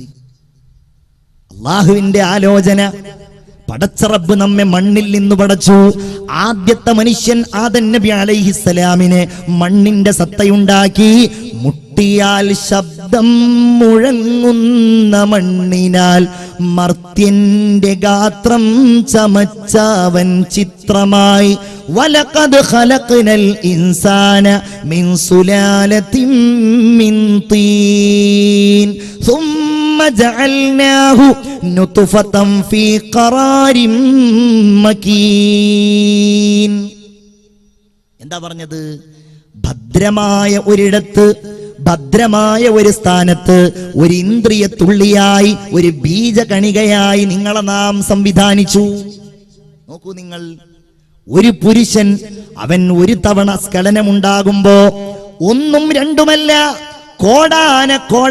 കോടിക്കണക്കിന് ബീജമാണ് ആ ഒരൊറ്റ തവണയുള്ള സ്ഖലനത്തിൽ ഉണ്ടാകുന്നത് എന്നാണല്ലോ ശാസ്ത്രം നമ്മോട് പറയുന്നത്. ഈ കോടിക്കണക്കിന് ബീജം ആര് സൃഷ്ടിച്ചു? അല്ലാഹ് സൃഷ്ടിച്ചു. വാലും തലയുമുള്ള ആ ബീജം ഇങ്ങനെ അന്വേഷിക്കുകയായിരിക്കും, എനിക്കൊരു അണ്ടത്തെ കിട്ടിയിരുന്നുവെങ്കിൽ. അങ്ങനെ സ്ത്രീയുടെ ഗർഭപാത്രത്തിന്റെ അടുത്തുള്ള ഫെലോപ്പിയൻ ട്യൂബിന്റെ പരിസരത്ത് നിന്ന് ഈ അണ്ടവുമായി ബീജം സംയോജിക്കുമ്പോൾ ഫീ ഖറാരിൻ മകീൻ, റബ്ബല്ലേ കൊണ്ടുപോയിട്ട് ഉമ്മാന്റെ ഗർഭപാത്രത്തിൽ നമ്മെ കൊണ്ടെത്തിച്ചത്. ഇന്ന് നിങ്ങൾക്ക് എത്ര വയസ്സായി? 52 വയസ്സാണോ? അത്രയും കൊല്ലം മുമ്പ്. 43 വയസ്സാണോ? അത്രയും കൊല്ലം മുമ്പ്. എന്റെ യുവാക്കളെ, സഹോദരിമാരെ, നിങ്ങളൊന്ന് ചിന്തിക്കൂ. റബ്ബല്ലേ പറയുന്നത്, നിങ്ങളെ ഞാൻ ആ ഗർഭപാത്രത്തിൽ സംവിധാനിച്ചില്ലേ? നോക്കണേ.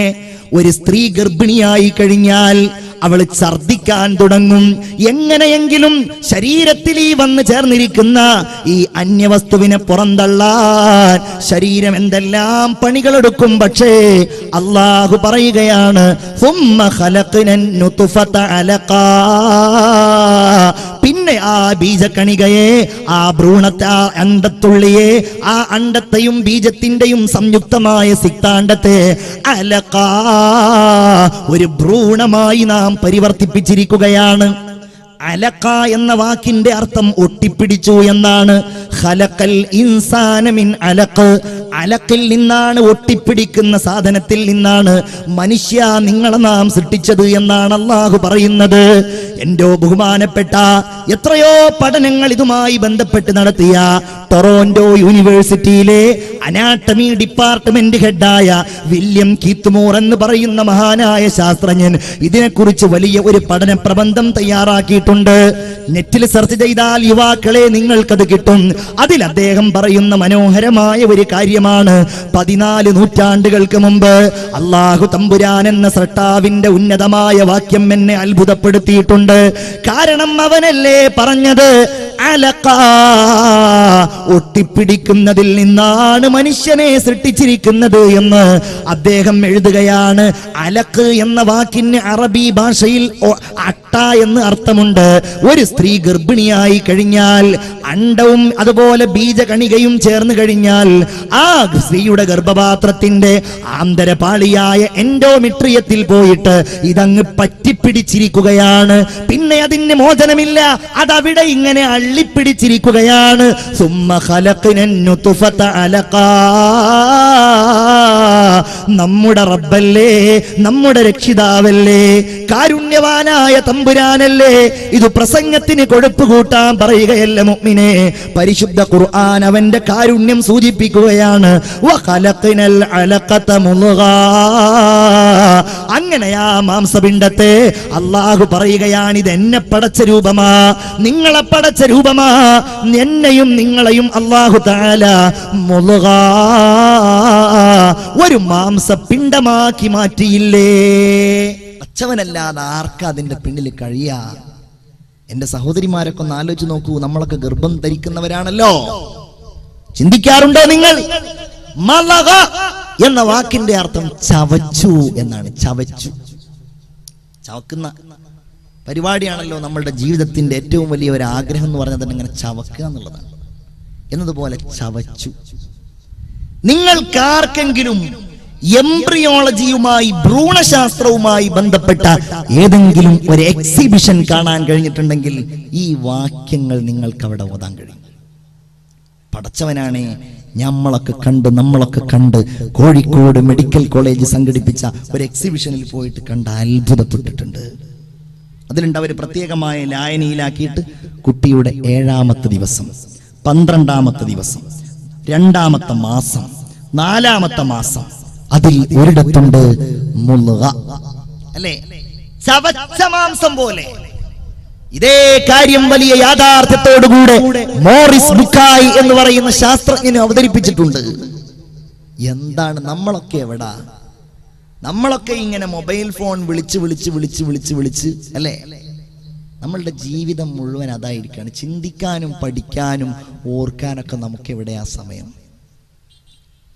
24 മണിക്കൂറും ഒരാളെ മൊബൈലിൽ വിളിച്ചാൽ കിട്ടും എന്ന് പറഞ്ഞാൽ എന്താ അതിന്റെ അർത്ഥം? അവൻ വെറും ഒരു ഫോൺ അറ്റൻഡറാന്നല്ലേ? അവന്റെ പണി എന്താ? എപ്പോഴും ഫോൺ അടിക്കുക. നിസ്കരിക്കാൻ കഴിയും അവന്, നിസ്കരിക്കുമ്പോൾ മുമ്പിൽ വെച്ചിരിക്കാൻ. ഇത് അമേരിക്കത്തെ ആളുകളെ കുറിച്ചൊന്നും അല്ലട്ടോ പറയുന്നത്, ഈ ഇരിക്കുന്ന നിങ്ങളെ കുറിച്ചുമല്ല, പുറത്തുള്ള ആളുകളെ കുറിച്ചാണ് നിങ്ങൾ വിചാരിച്ചാൽ മതി. നിങ്ങളൊന്നും നിസ്കരിക്കുമ്പോൾ മുമ്പിൽ വെക്കാറില്ലല്ലോ. അങ്ങനെ മുമ്പിൽ അഥവാ വെച്ചാലോ റുക്കോയിലേക്ക് പോകുമ്പോഴായിരിക്കും കുട്ടിയായ്മത് വിളിക്കുന്നത്. ഉടനെ എടുത്തുകൊണ്ട് പറയും, അവിടെ അവൻ 5 മിനിറ്റ് കഴിഞ്ഞ് വിളിക്കും, ഞാൻ ഇപ്പോൾ റുക്കോയിലാണുള്ളത് കേട്ടോ. എന്താണ് ഇപ്പൊ അടുത്ത് ഞാൻ കേട്ടത് പ്രകാരം മനുഷ്യന്മാര് ഖബറിൽ പോലും മനുഷ്യന്മാര് ഫോൺ ഉപയോഗിക്കുന്നുണ്ടെന്നാണ് കേട്ടത്. എന്താ കാര്യം? നാട്ടിലൊരാൾ മരിച്ചപ്പോ എല്ലാവരും കൂടെ കൂടിയിട്ട് അയാളെ ഖബറടക്കാൻ വേണ്ടിയിട്ട് ഇങ്ങനെ ഏറ്റിയിട്ട് കൊണ്ടുവന്നു. അവിടെ വെച്ചു. 1-2 ആളുകൾ ഇങ്ങനെ ഖബറിൽ ഇറങ്ങിയിട്ട് ഈ മയ്യത്ത് ഇങ്ങനെ താഴ്ത്തിക്കൊണ്ടിരിക്കുക. താഴ്ത്തിയിട്ട് ആ മയ്യത്ത് ഇങ്ങനെ താഴ്ത്തുന്നതിന്റെ മുമ്പ് ഇയാളുടെ ഫോൺ അരേന്ന് ഇങ്ങനെ അടിക്കുന്നുണ്ട്. ഇയാൾ വേഗം മയ്യത്ത് അവിടെ വെച്ച് ഖബറിന്റെ ഉള്ളിൽ തന്നെ ഇയാൾ ഫോൺ എടുത്തിട്ട് പറയാണ്, എടാ ഒരു 10 മിനിറ്റ് കഴിഞ്ഞ് വിളിക്കട്ടെ, ഞാൻ ഇപ്പൊ ഖബറിന്റെ ഉള്ളിലാണുള്ളത്, ഭയങ്കര തിരക്കിലാന്ന് പറഞ്ഞു. പടച്ചോനെ, ലൈഫ് ടൈം വാലിഡിറ്റി ഒക്കെ നന്നായിട്ട് കേട്ട ആളായിരുന്നു വിളിച്ച ആള്. അയാൾ പേടിക്കാൻ വേറെ എവിടെയെങ്കിലും പോണോ? പേടിച്ച അവശന അയാൾ വല്ല മുങ്കർ നക്കീറിന്റെ ചോദ്യത്തിലൊക്കെ ആയിരിക്കുമോ? ഏതായാലും 10 മിനിറ്റ് കഴിഞ്ഞ് വിളിച്ചപ്പോഴാണ് അയാൾക്ക് കാര്യം മനസ്സിലായത് എന്നാണ് ആ കഥയുടെ അവസാനത്തിൽ പറയാറുള്ളത്. ഇങ്ങനെ ഒരു തരം മാനിയ എന്തെന്നാ അതിന് പറയാ.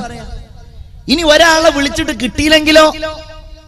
അയാളെ വിളിച്ചിട്ട് ചീത്തയോട് ചീത്ത. എത്ര നേരമായി ഞാൻ വിളിക്കാൻ തുടങ്ങിയിട്ട്, ഒന്ന് ഫോൺ എടുത്തൂടെ? അത് പറയുന്നത് കേട്ടാ വിചാരിക്കും നമ്മൾ അയാൾക്ക് പൈസയൊക്കെ കൊടുത്തിട്ട് ഒരു ഫോൺ വാങ്ങിച്ചിട്ട് ഞാൻ വിളിക്കുമ്പോഴെപ്പോഴും നീ ഇത് അറ്റൻഡ് ചെയ്യണം എന്ന് പറഞ്ഞുകൊണ്ട് വാങ്ങിച്ചു കൊടുത്തതാന്ന് വിചാരിക്കും. നല്ല ഗാലക്സിയുടെ ഫോൺ. അവന്റെ കാശ് കൊടുത്ത് അവനവന്റെ സൗകര്യത്തിന് ഉപയോഗിക്കാൻ വേണ്ടിയിട്ട് ഉപയോഗിക്കുന്ന ഫോണ് നമ്മൾ വിളിച്ചടുക്കൽ നിർബന്ധം. ഞാനത് പറയാൻ കാരണം, നിങ്ങൾ ഒന്നിരുന്ന് ആലോചിച്ച് നോക്കൂ. നമ്മളുടെ ജീവിതത്തിന്റെ സമയം ഇന്ന് അതുമായി ബന്ധപ്പെട്ടല്ലേ അല്ലേ? എത്ര പ്രായമായ ആളുകളാണെങ്കിലും അവർക്ക് വാട്സപ്പിനെ കുറിച്ച് അറിയാം. ഇപ്പൊ ഇന്നലെ വയസ്സായ ആളുകളുടെ പോലുള്ള ചർച്ച എന്താണ്? ഫേസ്ബുക്ക് വാട്സപ്പും കൂടെ വാങ്ങി എന്നുള്ളതാണ്. അവർക്ക് വേറെ ഒന്നും വിഷയമല്ല. ഇവിടെ ആകാശം ഇടിഞ്ഞു വീണാലും ഭൂമി ഇടിഞ്ഞു വീണാലും ഒന്നും വിഷയമല്ല അല്ലേ? ചെറുപ്പക്കാരൊക്കെ അതിന്റെ പിന്നാലെ.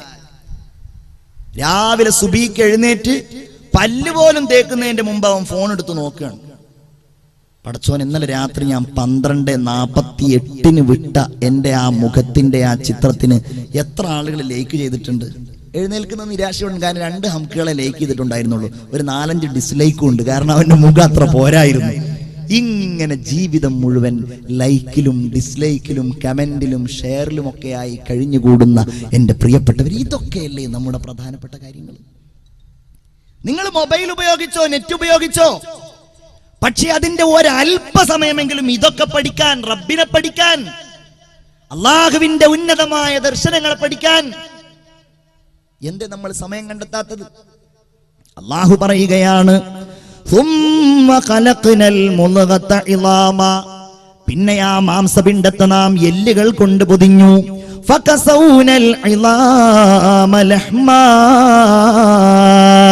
നിങ്ങൾ ചിന്തിക്കണേ, റബ്ബ് നൽകിയതാണ്. എന്റെയും നിങ്ങളുടെയും സൃഷ്ടിപ്പിനെ കുറിച്ചാണ് ഈ പറയുന്നത്. പിന്നെ ആ എല്ലുകളുടെ മേലിൽ അവൻ മാംസം പൊതിയുകയാണ്.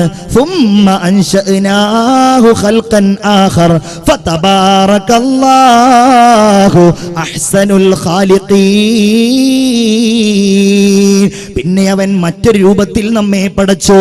അവൻ കൈകൾ നൽകി, അവൻ കാലുകൾ നൽകി, അവൻ ചെവികൾ നൽകി, അവൻ ഹൃദയങ്ങൾ നൽകി, അവൻ കണ്ണുകൾ നൽകി അല്ലേ? അവൻ കണ്ണുകൾ നൽകി, അവൻ തല നൽകി, അവൻ മുടി നൽകി, ചിരിക്കാനുള്ള കഴിവ് നൽകി. നമ്മൾ കാണാറില്ലേ റബ്ബിന്റെ അനുഗ്രഹം ഒരുപാട് ലഭ്യമായിട്ടും ഒരനുഗ്രഹം ലഭ്യമാവാത്തവർ, കൈയില്ലാത്ത ആളുകൾ, കണ്ണില്ലാത്ത ആളുകൾ. നമ്മളൊക്കെ നമ്മുടെ കണ്ണുകൾ ഉപയോഗിച്ചുകൊണ്ട് ഈ ഭൂമിയിലുള്ള ആയിരക്കണക്കിന് നിറങ്ങളെ തിരിച്ചറിയുമ്പോ, ആയിരക്കണക്കിന് വർണ്ണങ്ങളെ നമ്മൾ അറിയുമ്പോ, നമ്മുടെ മനസ്സിന് കൺകുളിർമ നമ്മൾ ഉണ്ടാക്കുമ്പോ, അല്ലാഹുവിന്റെ വാക്ക് പടച്ചവൻ പറയുകയാണ്, നിങ്ങൾക്ക് വജഅല ലക്കുമുസ് സമഅ വൽ അബ്സാർ, നിങ്ങൾക്ക് നാം ചെവി നൽകിയില്ലേ, നിങ്ങൾക്ക് നാം കണ്ണുകൾ നൽകിയില്ലേ, നിങ്ങൾക്ക് നാം ഹൃദയം നൽകിയില്ലേ? ചിന്തിക്കണ്ടേ നിങ്ങൾ? അല്ല പറയാണ്, പക്ഷേ നിങ്ങൾ ചിന്തിക്കാറില്ല. ഖലീലം മാ തശ്കുറൂൻ, രാവിലെയും വൈകുന്നേരവും AC ഇട്ട കാറിൽ നടന്നുകൊണ്ട് നമ്മൾ ഇങ്ങനെ സഞ്ചരിക്കുന്നതിനിടയിൽ എവിടെയെങ്കിലും വെച്ച് നമ്മുടെ ഈ ഭാഗത്തൊരു വേദന വന്നാലാണോ റബ്ബേ ഇത്രയും കാലം ഒരു കുഴപ്പവുമില്ലാതെ ഞാൻ നടന്നല്ലോ എന്ന് നമ്മൾ ആലോചിക്കുന്നത്? അപ്പോഴും ആലോചിക്കൂല. അതുകൊണ്ട് പ്രിയപ്പെട്ടവരെ, ഞാൻ ഓർമ്മിപ്പിക്കുകയാണ്, റബ്ബിന്റെ കാരുണ്യത്തെ നമ്മൾ അറിയണം. നമ്മുടെ ശരീരത്തിന്റെ ഓരോ ഭാഗങ്ങളും അള്ളാഹുവിന്റെ സൃഷ്ടിലോകമാണ്. നിങ്ങൾ ചിന്തിക്കുവോ, അല്ല ഇപ്പോഴും എന്നെ ഇങ്ങനെ സൃഷ്ടിച്ചുകൊണ്ടിരിക്കുകയാണ്.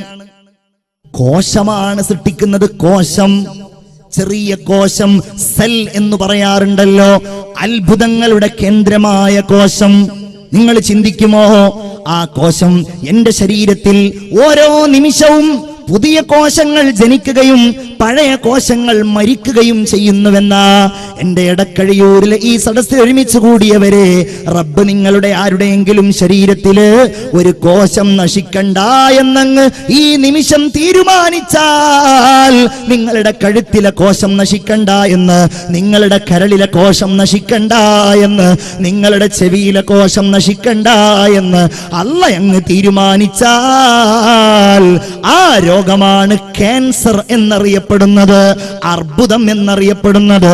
തിരുവനന്തപുരത്ത് കൊണ്ടുപോയാൽ നിങ്ങൾ കണ്ടിട്ടില്ലേ, തിരിച്ചു വരുന്ന ആളുകൾക്ക് മുടിയുണ്ടാവാറില്ല, തിരിച്ചു വരുന്ന ആളുകൾക്ക് കണ്ണിന്റെ പോളകളിൽ രോമങ്ങൾ പോലും ഉണ്ടാവാറില്ല. നമ്മൾ ഓർക്കണ്ടേ റബ്ബ് പറഞ്ഞത്, അലം നജ്അൽ ലഹു ഐനൈൻ വലിസാനൻ വശഫതൈൻ. ഐനൈൻ, രണ്ട് കണ്ണവൻ തന്നില്ലേ? എന്റെയും നിങ്ങളുടെയും കണ്ണുകൾ എത്ര സുന്ദരമാണ്. മൃഗങ്ങളുടെ കണ്ണു പോലെയല്ലല്ലോ, ജീവജാലങ്ങളുടെ കണ്ണു പോലെയല്ലല്ലോ. എന്റെയും നിങ്ങളുടെയും കണ്ണ് എത്രമേൽ സുന്ദരമാണ്. ആ സുന്ദരമായ നിറം, ആ സുന്ദരമായ രൂപം, ആ കണ്ണിനൊരിക്കലും ദുർഗന്ധമില്ലാതെ സ്വയം വൃത്തിയാകുന്ന സംവിധാനം നൽകിയത് വലിസാനം വശഫതൈൻ. നാവ്, ചുണ്ട്, എന്തൊക്കെ. അള്ളാഹുവിന്റെ റസൂൽ സ്വഹാബികളോട് ഒരിക്കൽ വിശദീകരിക്കുകയാണ്, സ്വഹാബികളെ, എന്റെ അടുക്കൽ ജിബ്രീൽ അലൈഹിസ്സലാം വന്നു. എന്നിട്ട് ഭാവിയില് പരലോകത്തുണ്ടാകുന്ന അത്ഭുതകരമായ ഒരു മനുഷ്യനുണ്ടാകുന്ന കാര്യത്തെക്കുറിച്ച് എന്നോട് ജിബ്രീൽ വിശദീകരിച്ചു. ജിബ്രീൽ എന്നോട് പറയുകയാണ്, നബിയേ, മുൻഗാമികളിൽപ്പെട്ട ഒരാളെ അല്ലാഹു തആല നാളെ പരലോകത്ത് വിചാരണയ്ക്ക് വേണ്ടി കൊണ്ടുവരുന്നതാണ്. എന്താണ് ആ വ്യക്തിയുടെ പ്രത്യേകത? ആ മനുഷ്യൻ 500 കൊല്ലക്കാലം കടലിന്റെ മധ്യത്തിലെ ഒരു പർവ്വതത്തിൽ അള്ളാഹുവിനെ സുജൂദിലായി കിടന്നു, അള്ളാഹുവിനെ ഇബാദത്തിലായി കിടന്നുകൊണ്ടിരുന്നു. ആ വ്യക്തിക്ക് ഒരു ബുദ്ധിമുട്ടോ ഒരു സങ്കടമോ ഒരു പ്രയാസമോ ഇല്ല. മുഴുവൻ സമയവും സുജൂദിൽ തന്നെയാണ്. അല്ലാഹു തആല കടലിന്റെ മധ്യത്തിലാണെങ്കിലും അദ്ദേഹത്തിന് ശുദ്ധജലം നൽകി. അദ്ദേഹത്തിന് ഭക്ഷണം ആവശ്യമുണ്ടായിരുന്നില്ല. വർഷത്തിൽ ഒരു തവണ ഒരു മാതളപ്പഴം നൽകി. അള്ളാഹുവിനോട് അദ്ദേഹം ദുആ ചെയ്തിരുന്നത്, റബ്ബേ, എന്നെ സുജൂദിലായി നീ മരിപ്പിക്കണേ എന്നതാ. സുജൂദിൽ കിടന്ന് അദ്ദേഹം മരിച്ചു. അങ്ങനെ സുജൂദിൽ കിടന്ന് പുനർജന്മം നൽകാൻ റബ്ബിനോട് ദുആ ചെയ്തതിന്റെ അടിസ്ഥാനത്തിൽ അല്ലാഹു റബ്ബുൽ ഇസ്സത്ത് സുജൂദിൽ തന്നെ അദ്ദേഹത്തിന് പുനർജന്മം നൽകി. ജിബ്രീൽ അലൈഹിസ്സലാം പറയുകയാണ്, നബിയെ, അങ്ങനെ ഈ മനുഷ്യനെ നാളെ അള്ളാന്റെ മുമ്പിൽ കൊണ്ടുവരും. കൊണ്ടുവന്നാൽ അല്ലാഹു തആല മലക്കുകളോട് പറയും, മലക്കുകളെ, ഈ മനുഷ്യനെ നിങ്ങൾ എന്റെ കാരുണ്യം കൊണ്ട് സ്വർഗത്തിലേക്ക് കൊണ്ടുപോകൂ. അല്ലാഹുവേ, നിന്റെ കാരുണ്യം കൊണ്ടല്ല റബ്ബേ, എന്റെ ഔദാര്യം കൊണ്ട് സ്വർഗത്തിലേക്ക് എന്നെ കൊണ്ടുപോകൂ അല്ലാ. അല്ലാഹു ആ മനുഷ്യനെ തിരിച്ചു വിളിക്കും. എന്നിട്ട് പറയും, മലക്കുകളെ, ഈ മനുഷ്യന് ഞാൻ നൽകിയിരിക്കുന്ന കണ്ണ് എന്ന നിഅമത്തിന് നിങ്ങൾ എടുക്കണം. ഇദ്ദേഹത്തിന്റെ 500 കൊല്ലക്കാലത്തെ ഇബാദത്തും നിങ്ങൾ എടുക്കണം. അങ്ങനെ മലക്കുകൾ അത് പരിശോധനയ്ക്ക് വിധേയമാക്കും. നോക്കുമ്പോൾ കണ്ണുകൊണ്ടവൻ കണ്ടതിന് പകരം, കണ്ണുകൊണ്ടവൻ നോക്കിയതിന് പകരം, അവൻ ചിന്തിച്ചതിന് പകരം ഒന്നുമേ അവന്റെ ഇബാദത്തെത്തുന്നില്ല. അല്ലാഹു പറയും, മലക്കുകളെ, എനിക്ക് നന്ദി ചെയ്യാത്തത് കാരണം ഈ മനുഷ്യനെ നിങ്ങൾ നരകത്തിലേക്ക് കൊണ്ടുപോകൂ. നരകത്തിൽ നിന്ന് ആ മനുഷ്യൻ അല്ലാഹുവിനോട് വിളിച്ചു പറയും, റബ്ബേ, നിന്റെ കാരുണ്യം കൊണ്ട് എന്നെ നീ സ്വർഗത്തിലേക്ക് കൊണ്ടുപോകുമോ അല്ലാ. അള്ളാഹു ആ മനുഷ്യനെ വിളിക്കും. എന്നിട്ട് ചോദിക്കും, മനുഷ്യ, നിനക്കാരാ ജന്മം നൽകിയത്? നീയാണല്ലാ. നിനക്കാരാണ് ഇബാദത്തിനുള്ള മനസ്സ് നൽകിയത്? നീയാണല്ലാ. നിനക്കാരാണ് 500 കൊല്ലക്കാലം ആയുസ് നൽകിയത്? നീയാണല്ലാ. നിനക്കാരാണ് സുജൂദിൽ കിടന്നുള്ള മരണം നൽകിയത്? അതും നീയാണ് റബ്ബേ. നിനക്കാരാണ് സുജൂദിൽ കിടന്നുള്ള പുനർജന്മം നൽകിയത്? അതും നീയാണ് അല്ലാ. നിന്റെ ഔദാര്യം കൊണ്ട് എന്നെ സ്വർഗത്തിലേക്ക് എത്തിക്കണേ അല്ലാ. അങ്ങനെ അല്ലാഹു തആല അവന്റെ റഹ്മത്ത് കൊണ്ട് അവനെ സ്വർഗത്തിലേക്ക് എത്തിക്കും എന്നാണ്. മുഅ്മിനീങ്ങളെ, ഒരു കാര്യം കൂടെ, നമ്മളുടെ ശരീരം ഓരോ ഭാഗങ്ങളും നമ്മൾ പഠിക്കുന്ന ആളുകൾക്ക് റബ്ബ് എത്ര ഭംഗിയിലാണ്. നിങ്ങളുടെ കയ്യിന്റെ വിരലിലേക്ക് നോക്കൂ. നിങ്ങൾ എത്ര സുന്ദരമാണ് നമ്മുടെ കൈകൾ. വൈരൂപ്യമൊന്നുമില്ലല്ലോ. ഈ കൈകളുടെ ഓരോ വിരലുകളും നോക്കൂ നിങ്ങൾ. ഓരോ വലിപ്പമാണ് അല്ലേ? ഓരോ വലിപ്പം.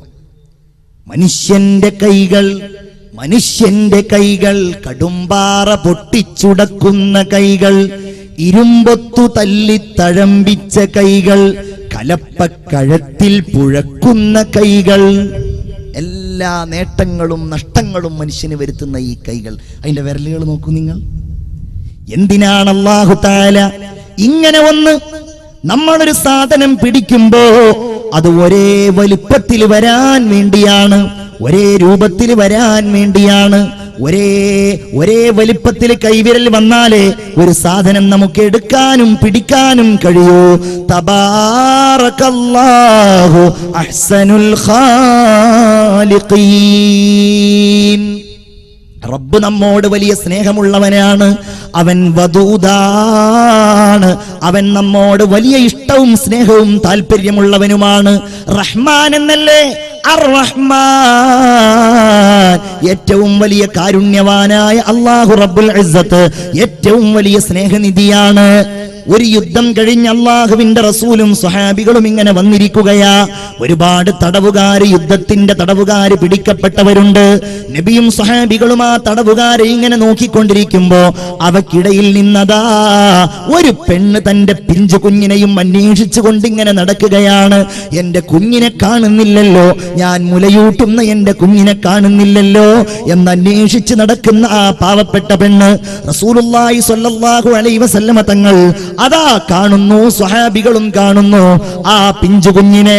അവസാനം ആ പെൺകുട്ടിക്ക് കിട്ടിയപ്പോ തന്റെ മാറോട് ചേർത്ത് പിടിച്ചുകൊണ്ട് ഉമ്മ വെച്ച് മുലയൂട്ടിക്കൊണ്ടിരിക്കുന്ന ആ പെണ്ണിനെ ചൂണ്ടിക്കൊണ്ട് റസൂലുള്ള സ്വഹാബികളോട് ചോദിക്കുകയാണ്, സ്വഹാബാ അതറൗന ഹാദിഹിൽ മർഅ, നിങ്ങൾ ഈ പെണ്ണിനെ കുറിച്ച് വിചാരിക്കുന്നുണ്ടോ? ഈ പെണ്ണിന്റെ ഈ കുഞ്ഞിനെ നരകത്തിലേക്ക് വലിച്ചെറിയുമെന്ന്? ഇല്ല നബിയെ, ഞങ്ങൾ അങ്ങനെ വിചാരിക്കുന്നില്ല. ഈ പെണ്ണൊരിക്കൽ ഇതിനെ തീയിലേക്ക് വലിച്ചെറിയില്ലല്ലോ കുഞ്ഞിനെ. എന്നാൽ ഇന്നല്ലാഹ അർഹമു ബിഇബാദിഹി മിൻ ഹാദിഹി ബിവലദിഹാ,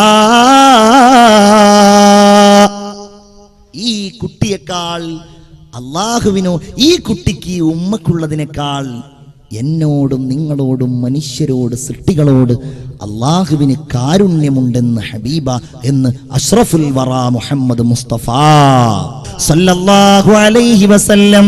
മുഹമ്മദ് की बातें, मुहम्मद की सीरत सुने और सुनाए ये जी चाहता है. मदीना के आका, दो आलम के मौला, तेरे पास आए ये जी चाहता है. അല്ലാഹുവിന്റെ ഹബീബ് മുഹമ്മദ് മുസ്തഫ സല്ലല്ലാഹു അലൈഹി വസല്ലം പറയുകയാണ്. അതുകൊണ്ട് ആ ഭാഗം ഞാൻ അവിടെ നിർത്തുകയാണ്. അല്ലാഹു കാരുണ്യവാനാണ്, അവൻ കരുണാവാരിധിയാണ്. ജഅലല്ലാഹു റഹ്മത മിഅത ജുസ്ഇൻ, ഈ കാരുണ്യത്തെ അവൻ 100 ഭാഗങ്ങളാക്കി നിശ്ചയിച്ചിരിക്കുകയാണ്. ഫഅംസക ഇൻദഹു 99 ജുസ്ആ, 99 കാരുണ്യത്തിന്റെ ഭാഗങ്ങളെയും അവൻ തന്റെ അടുക്കൽ വെച്ചിരിക്കുകയാണ്. പ്രിയപ്പെട്ട വിശ്വാസികളെ, സ്നേഹിതന്മാരെ, നിങ്ങൾ ചിന്തിച്ചു നോക്കൂ. അല്ലാഹുവിന്റെ റസൂല് പറയുകയാണ്, അങ്ങനെ 99 ഭാഗവും അവൻ തന്റെ അടുക്കൽ പിടിച്ചു വെച്ചു. അതിൽപ്പെട്ട ഒരു കാരുണ്യത്തിന്റെ ഭാഗം അവൻ ഭൂമിയിലേക്ക് ഇറക്കിയിട്ടുണ്ട്. ആ ഇറക്കിയ ഭാഗം കൊണ്ടാണ് യതറാഹമുൽ ഖൽഖ്, സൃഷ്ടികൾ പരസ്പരം കാരുണ്യം ചെയ്യുന്നത്. ഹത്താ തർഫഅൽ ഫറസു ഹാഫിറഹാ അൻ വലദിഹാ ഖശ്യത അൻ തുസീബ. ഒരാട് അതല്ലെങ്കിൽ ഒരു മൃഗം തന്റെ കുഞ്ഞുങ്ങൾക്ക് പാലൂട്ടുമ്പോൾ കാൽ പൊക്കി പിടിക്കുന്നത് പോലും ഈ കാരുണ്യത്തിന്റെ ഭാഗമാണെന്ന് മുഹമ്മദ് മുസ്തഫ. ഇനി നമ്മൾ ചിന്തിക്കുന്നത്, റസൂലുള്ളാഹി അല്ലാഹു തആല നിയോഗിച്ചത് വമാ അർസൽനാക ഇല്ലാ റഹ്മത്തൽ ലിൽ ആലമീൻ. ഞാനത് വിശദമായി പറയുന്നില്ല.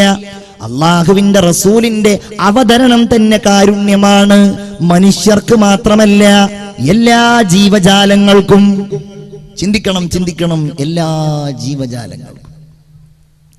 ഇന്ന് ജീവജാലങ്ങൾ ആക്രമിക്കപ്പെടുകയാണ്, അല്ലേ? ജീവജാലങ്ങൾ, ആന. നമുക്കൊക്കെ ഭയങ്കര രസാണ്. നമ്മളുടെ ഉത്സവങ്ങൾക്ക്, നമ്മളുടെ അതുപോലുള്ള ആഘോഷങ്ങൾക്കൊക്കെ ആന നെറ്റിപ്പട്ടവും കെട്ടി ഇങ്ങനെ വരുന്നത്. പക്ഷേ ആനകൾ കേരളത്തിൽ പീഡിപ്പിക്കപ്പെടുന്നുണ്ടെന്ന് ആനപ്രേമി സംഘം ഇടക്കിടക്ക് പ്രസ്താവന ഇറക്കാറുണ്ട്. സത്യത്തിൽ മനുഷ്യന്മാരുടെ പ്രകൃതിയോടും നമ്മളുടെ ഇടയിലുള്ള ഈ പ്രകൃതിയോടും തീരെ യോജിക്കാത്ത ഒരു ജീവിയാണ് അത്ര ആന, അല്ലേ? നിങ്ങളൊന്ന് ചാവക്കാട് ഹൈവേയിൽ പോയി നിന്നാൽ, അതല്ലെങ്കിൽ നിങ്ങൾ ഈ എടക്കഴിയൂര് പോയി നിന്നാൽ നിങ്ങൾക്ക് ചിലപ്പോൾ കാണാൻ കഴിയും, വാഹനത്തിൽ ഇങ്ങനെ വലിയ വലിയ പോത്ത് അല്ലെങ്കിൽ കാളകളൊക്കെ ഇങ്ങനെ ഒന്നിച്ച് കെട്ടിയിട്ട് 10, 12, 20 കാളകളെയും പോത്തുകളെയും ഒക്കെ. ഈ അടുത്ത് പത്രത്തിലുണ്ടായിരുന്നു. എന്ത് പത്രത്തിലും അതുപോലെ തന്നെ ഒരു ദൃശ്യം വന്നിരുന്നു. ഒരു മൂരി അറുക്കാൻ വേണ്ടി കൊണ്ടുവന്ന ഒരു കാള, ആ കാള അവശത കാരണം എഴുന്നേൽക്കുന്നില്ല എന്ന് കണ്ടപ്പോ അതിന്റെ ഗുഹ്യസ്ഥാനത്തും കണ്ണിലും മുളക് തേച്ചുകൊണ്ട് വൃത്തികെട്ട മനുഷ്യന്മാര് ആ പാവമൃഗത്തെ എഴുന്നേൽപ്പിക്കാൻ. അല്ലെ, ഞാൻ ഈ അടുത്ത് വേറൊരു ദൃശ്യം കണ്ടത്, ഒന്ന് നന്നായിട്ട് അറുക്കാൻ പോലും മനുഷ്യന്മാർ തയ്യാറാകുന്നില്ല. തലക്ക് ഇടിച്ചുകൊണ്ട് കൊല്ലുക. കേരളത്തിന്റെ പുറത്ത് ഒരുപാട് കാലം ജീവിച്ച ഒരു ചെറുപ്പക്കാരനുമായി ഞാനിതിങ്ങനെ വേദനയോടെ പങ്കുവെച്ചപ്പോൾ അയാൾ എന്നോട് പറഞ്ഞു, ഞാനങ്ങനെ ഞാൻ കണ്ടിട്ടുണ്ട് തലക്കടിച്ചിട്ട് മൃഗങ്ങളെ കൊല്ലുന്നത് ഞാൻ കണ്ടിട്ടുണ്ട് എന്ന് പറഞ്ഞു. എന്തൊരവസ്ഥ! നിങ്ങൾ ചിന്തിച്ചു നോക്കൂ. ലോകത്തെ ഏറ്റവും കൂടുതൽ പീഡിപ്പിക്കപ്പെടുന്ന ഒരു ജീവിയാണ് കോഴി എന്ന് പറയുന്ന ജീവി. പക്ഷെ നമ്മളാരും അത് പീഡിപ്പിക്കപ്പെടുന്ന ഒച്ച കേൾക്കാറില്ല. കാരണം ഒച്ച ഇല്ലാത്ത കോഴികളെയാണ് നമ്മളെല്ലാവരും നിരന്തരമായിട്ട് കശാപ്പ് ചെയ്യാറുള്ളത്. ഞാൻ കോഴിക്കെതിരെ ശബ്ദിക്കുകയല്ല കേട്ടോ. നിങ്ങൾ ശവായിയോ കടായിയോ ചിക്കൻ പൊരിച്ചിട്ടോ ബോധം കെടുത്തിയിട്ടോ എങ്ങനെ വേണമെങ്കിലും കഴിച്ചോ, എനിക്കതിൽ യാതൊരു വിരോധവുമില്ല. പക്ഷേ കോഴികളോട് കാരുണ്യം കാണിക്കാറുണ്ടോ നമ്മൾ? അല്ലേ? കോഴിക്കട നടത്തുന്നവരൊന്നും എന്നോട് പ്രതിഷേധിക്കാൻ നിൽക്കണ്ട. ഒരു 4 ആൾ ഒന്നിച്ച് കോഴിയെ മേടിക്കാൻ വന്നാൽ ഒന്ന് നന്നായിട്ടൊന്ന് പിടഞ്ഞു മരിക്കാൻ പോലും കോഴിക്ക് അവസരം നൽകാത്ത കാരുണ്യ ശൂന്യനല്ലേ മനുഷ്യൻ? എന്നാൽ ഈ കോഴിക്കടക്കാര് താൽക്കാലികമായിട്ട് എല്ലാ കോഴിയെയും നന്നായിട്ട് പിടഞ്ഞിട്ട് തന്നെയാണ് അതിനെ കൊല്ലാറുള്ളത് നമുക്ക് തീരുമാനിക്കാം. കല്യാണങ്ങൾ ഉണ്ടാവാറില്ലേ? എടക്കഴിയൂർ പ്രദേശങ്ങളിലൊക്കെ നടക്കുന്ന ഓരോ കല്യാണങ്ങൾക്കും അറുക്കപ്പെടുന്ന കോഴികളുടെ എണ്ണം എത്രയായിരിക്കും? 100 അല്ലേ? 100 അതിന്റെ അപ്പുറത്താണോ അതോ അതിന്റെ ഏത് ഭാഗത്താണ് പൂജ്യങ്ങൾ വർദ്ധിപ്പിക്കേണ്ടത് എന്നതിൽ നിങ്ങൾക്ക് സംശയം ഉണ്ടാവുള്ളൂ. ഞാൻ പറയുന്നത്, ഇങ്ങനെ ജീവജാലങ്ങൾ ആക്രമിക്കപ്പെടുക. ഇവിടെയാണ് റസൂലുള്ളാഹിന്റെ കാരുണ്യം. നിങ്ങൾ അറുക്കുമ്പോൾ മൂർച്ചയുള്ള കത്തി കൊണ്ടറുക്കണം. മൃഗങ്ങൾ നിങ്ങൾക്കുള്ളത് തന്നെയാണ്. ലഹും ഫമിൻഹാ റകൂബുഹും വമിൻഹാ യകുലൂൻ. നിങ്ങൾ അവയുടെ പുറത്ത് വാഹനം കയറുന്നു, നിങ്ങൾ ആ മൃഗങ്ങളെ ഉപയോഗിക്കുന്നു, നിങ്ങളെല്ലാം ചെയ്യുന്നു. അത് നിങ്ങൾക്കുള്ളത് തന്നെയാണ്. ആ മൃഗങ്ങൾ നിങ്ങൾക്കുള്ളതാണ്. ആ മൃഗങ്ങൾ വലഹും ഫീഹാ മനാഫിഉ വമശാരിബു അഫലാ യശ്കുറൂൻ. നിങ്ങൾക്കതിന്റെ പാല് കുടിക്കാം, നിങ്ങൾക്കതിന്റെ വെണ്ണ ഉപയോഗിക്കാം, നിങ്ങൾക്കതിന്റെ എല്ല് ഉപയോഗിക്കാം, നിങ്ങൾക്കതിന്റെ തോലി ഉപയോഗിക്കാം. എന്നാൽ നിങ്ങൾ അവയോട് കാരുണ്യത്തോടെ പെരുമാറണേ. നിങ്ങൾ അവയുടെ പാല് കറക്കുമ്പോ നിങ്ങളുടെ കയ്യിൽ നിങ്ങൾ എണ്ണ പുരട്ടണേ, നിങ്ങളുടെ നഖം നിങ്ങൾ മുറിക്കണേ, അവയെ നിങ്ങൾ വേദനിപ്പിക്കല്ലേ. നിങ്ങൾ അറുക്കുമ്പോൾ അറുക്കപ്പെടുന്ന മൃഗത്തെ നിങ്ങൾ സ്വതന്ത്രമാക്കി വിടണേ. അങ്ങനെ എന്തെല്ലാം കാര്യങ്ങൾ.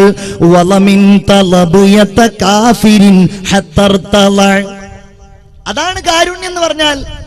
മൃഗങ്ങളോട് കാരുണ്യം കാണിച്ചു റസൂലുള്ളാഹി സ്വല്ലല്ലാഹു അലൈഹി വസല്ലം. ഒരു അൻസാരിയായ ചെറുപ്പക്കാരന്റെ തോട്ടത്തിലേക്ക് ഇങ്ങനെ കടന്നു ചെല്ലുകയാണ്. ആ തോട്ടത്തിലേക്ക് ചെല്ലുമ്പോഴതാ ഒരൊട്ടകം നബിയുടെ സമീപത്ത് വരുന്നു. ആ ഒട്ടകം റസൂലുള്ളാഹിനെ കണ്ടപ്പോ തന്റെ കഴുത്തിങ്ങനെ നീട്ടിയിട്ട് ഹബീബായ നബിയുടെ മുമ്പിൽ ഇങ്ങനെ നിൽക്കുന്നു. മുഹമ്മദ് നബി തന്റെ മൃദുലമായ കൈകൾ കൊണ്ട് ആ ഒട്ടകത്തിന്റെ താടയുടെ ഭാഗം ഇങ്ങനെ തടവിക്കൊടുക്കുകയാണ്. ആ ഒട്ടകത്തിന്റെ കണ്ണീരിങ്ങനെ ഒഴുകുന്നുണ്ട്. ആ ഒട്ടകം ഇങ്ങനെ കരയുന്നുണ്ട്. റസൂലുള്ള വിളിച്ചു ചോദിച്ചു, മൻ റബ്ബു ഹാദൽ ജമൽ? ഇതാരുടെ ഒട്ടകമാണ്? ഇതാരുടെ ഒട്ടകമാണ്? അല്ലാഹുവിന്റെ റസൂലേ, അത് എന്റെ ഒട്ടകമാണ്, അത് എന്റെ ഒട്ടകമാണ്. അൻസ്വാരികളിൽപ്പെട്ട മറുപടി പറഞ്ഞ ആ ചെറുപ്പക്കാരനോട് അള്ളാന്റെ റസൂല് പറയുകയാണ്, മനുഷ്യ, എന്തേ ഈ മൃഗത്തിന്റെ കാര്യത്തിൽ നിങ്ങൾ അള്ളാഹുവിനെ സൂക്ഷിക്കുന്നില്ലേ? നീ ആ ഒട്ടകത്തെ വേദനിപ്പിക്കുന്നുണ്ട് എന്ന്, അതിനെ കൊണ്ട് ഭാരമേറിയ തൊഴിൽ ചെയ്യിപ്പിക്കുന്നുണ്ട് എന്ന് ആ ഒട്ടകം എന്നോട് പരാതി പറഞ്ഞിട്ടുണ്ടെന്ന് ഹബീബായ നബി മുഹമ്മദ് മുസ്തഫ സല്ലല്ലാഹു അലൈഹി വസല്ലം. അള്ളാന്റെ തിയറി എന്താണെന്ന് അറിയാം നിങ്ങൾക്ക്? അൽ ഖൽഖു ഇയാലുല്ലാഹ്, സൃഷ്ടികൾ മുഴുവൻ അല്ലാഹുവിന്റെ കുടുംബമാണ്. അൽ ഖൽഖു ഇയാലുല്ലാഹ്,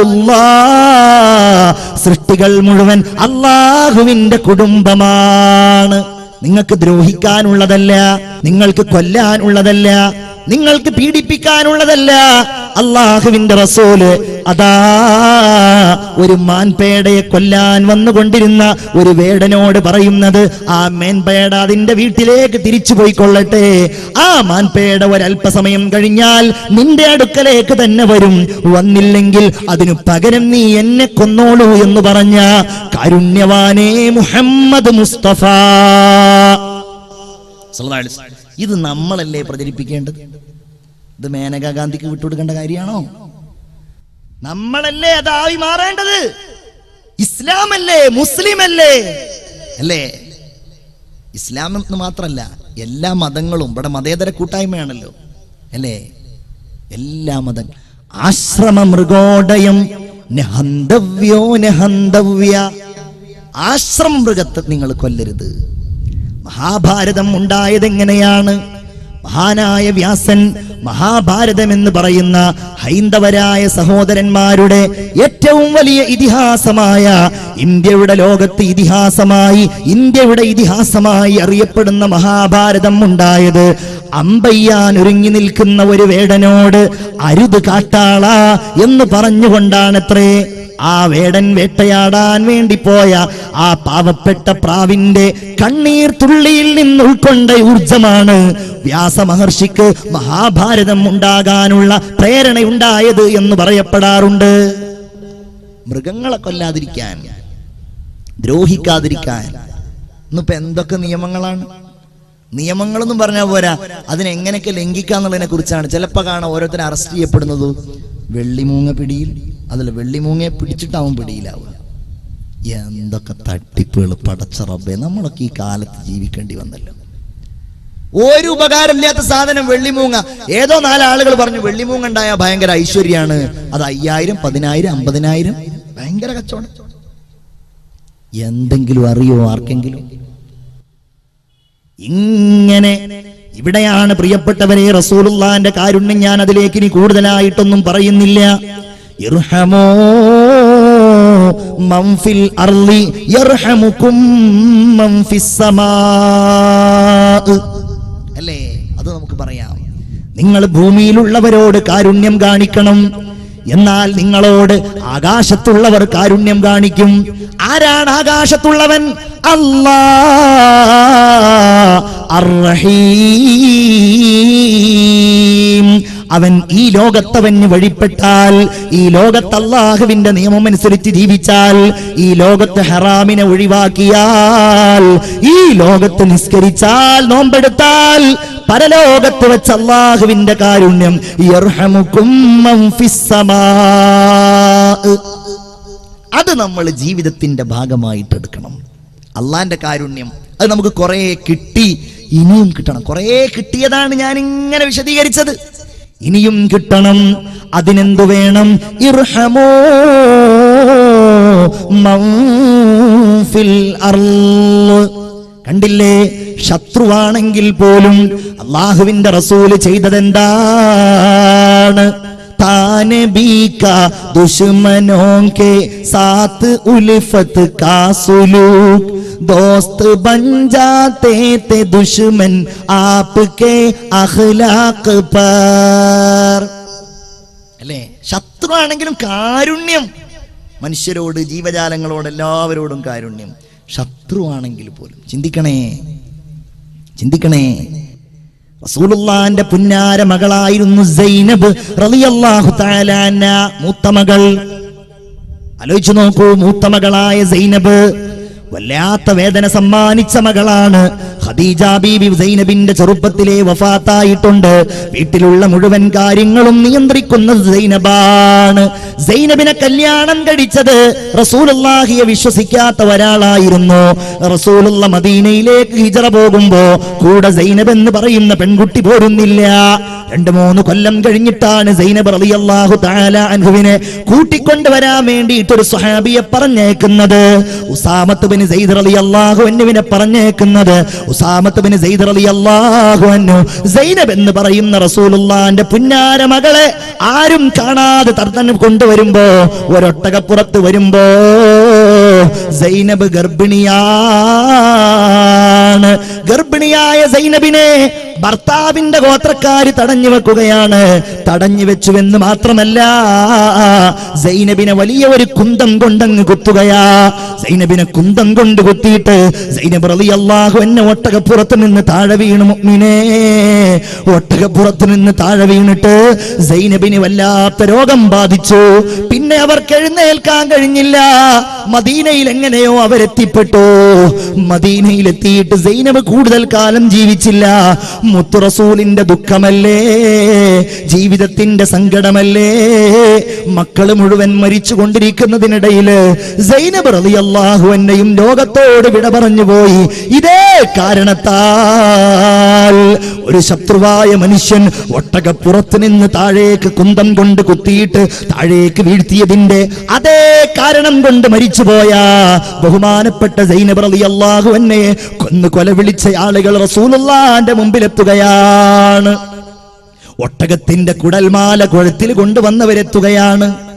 ചിന്തിക്കണേ മുഅ്മിനേ, നിസ്സാരമായ കാര്യങ്ങളുടെ പേരില് അയൽവാസിയുടെ അവകാശം മുടക്കുന്നവരാ നമ്മള്, തെറ്റുന്നവരാ നമ്മള്, പിണങ്ങുന്നവരാ നമ്മള്, ആരോപണങ്ങൾ ഉന്നയിക്കുന്നവരാ നമ്മള്.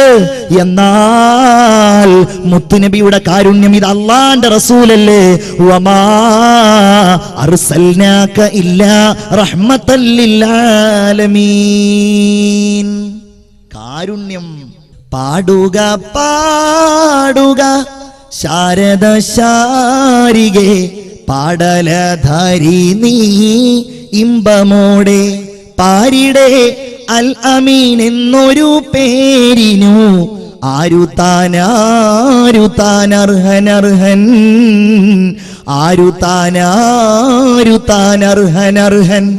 പാടുക പാടുക ശാരിക ശാരദേ, പാടലധാരി നീ ഇമ്പമോടെ, പാരിടെ അൽ അമീൻ എന്നൊരു പേരിനു ആരുതാൻ അർഹൻ. ഇവരൊക്കെ റസൂലുള്ളാഹിന്റെ മുമ്പിൽ വരിക. ഖാലിദ് ബിൻ വലീദ് വരികയാണ്. റസൂലുള്ളാഹിന്റെ കഴുത്തിൽ കുടൽമാല ചാർത്തിയവർ വരികയാണ്. നിങ്ങൾ പോയിക്കൊള്ളുക, നിങ്ങൾ പോയിക്കൊള്ളുക. അന്തും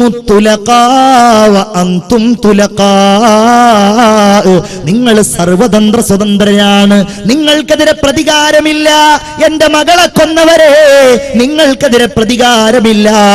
എന്നെ ആക്രമിച്ചവരെ, എന്നെ കല്ലെറിഞ്ഞവരെ, എന്നെ കൂക്കി വിളിച്ചവരെ, നിങ്ങൾക്കെതിരെ പ്രതികാരമില്ലെന്ന് പറഞ്ഞ കാരുണ്യമേ മുഹമ്മദ് മുസ്തഫ സല്ലല്ലാഹു അലാ മുഹമ്മദ് സല്ലല്ലാഹു അലൈഹി വസല്ലം. ഒരു യുദ്ധം കഴിഞ്ഞ് ഇങ്ങനെ മടങ്ങി വരികയാണ് മുഹമ്മദ് മുസ്തഫ സല്ലല്ലാഹു അലൈഹി വസല്ലം. അവിടുത്തെ വാള് ഒരു വലിയ മരത്തിന്റെ കൊമ്പിൽ മാറ്റി വെച്ചിട്ടുണ്ട്, ഇങ്ങനെ തൂക്കി വെച്ചിട്ടുണ്ട്. സ്വഹാബികളൊക്കെ കുറച്ച് അപ്പുറത്താണ് ഉറങ്ങുന്നത്. ഒരു അറാബിയായ നബിയുടെ ശത്രു കടന്നു വന്നു. കടന്നു വന്നിട്ട് ഈ വാളെടുത്തു. ഉറങ്ങുന്ന നബിയെ തട്ടി ഉണർത്തിക്കൊണ്ട് ചോദിച്ചു, മുഹമ്മദേ, മൻ യംനഉക മിന്നി, നിന്നെ കൊല്ലാൻ പോവാണ്, ആരാണ് എന്നിൽ നിന്ന് നിന്നെ തടയാ? ഉണ്ടെങ്കിൽ വരട്ടെ. റസൂൽ ഒരൊറ്റ മറുപടിയാണ്, അല്ലാഹ്. അല്ലാഹ്. 3 തവണ അവന്റെ കൈ വിറച്ചു, അവന്റെ നെഞ്ചകം പിടച്ചു. ആ വാള് താഴേക്ക് നിലത്ത് വീണു. ആ വാളെടുത്തുകൊണ്ട് അല്ലാഹുവിന്റെ റസൂൽ എടുത്ത് ചോദിക്കുകയാണ്, ഏതാ നിന്റെ ചാൻസ് കഴിഞ്ഞില്ലേ, ഇനി എന്നിൽ നിന്ന് നിന്നെ ആരാണ് തടയുക? ഇല്ല മുഹമ്മദേ,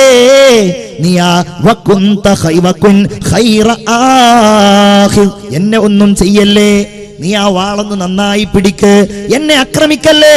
റസൂലുള്ള വാള് താഴ്ത്തിയിട്ട് പറഞ്ഞു, നിന്നെ ഞാൻ വെറുതെ വിടാം, പകരം നീ മുസ്ലിമാകണം. ഇയാൾക്ക് അപ്പോഴും വാശി, മുസ്ലിം ഒന്നും ആവൂല. പകരം ഒരു കാര്യം ചെയ്യാ, ഇനി ആരെങ്കിലും നിങ്ങൾക്കെതിരെ യുദ്ധം ചെയ്യുകയാണെങ്കിൽ അവരുടെ കൂടെ ഞാൻ ഉണ്ടാവൂല, ആ ഉറപ്പ് ഞാൻ തരാ. മതി, അയാളെ വിട്ടയച്ചല്ലോ. തന്നെ കൊല്ലാൻ വേണ്ടി വന്ന ശത്രുവിനെ സ്വതന്ത്രമാക്കി വിട്ടയച്ച മുഹമ്മദ് മുസ്തഫ സല്ലല്ലാഹു അലൈഹി വസല്ലം. സ്വഹാബികളും അങ്ങനെയാണ്. മുഹമ്മദുർ റസൂലുള്ളാഹ് വല്ലദീന മഅഹു അശിദ്ദാഉ അലൽ കുഫാർ. സ്വഹാബികളും അങ്ങനെയാണ്.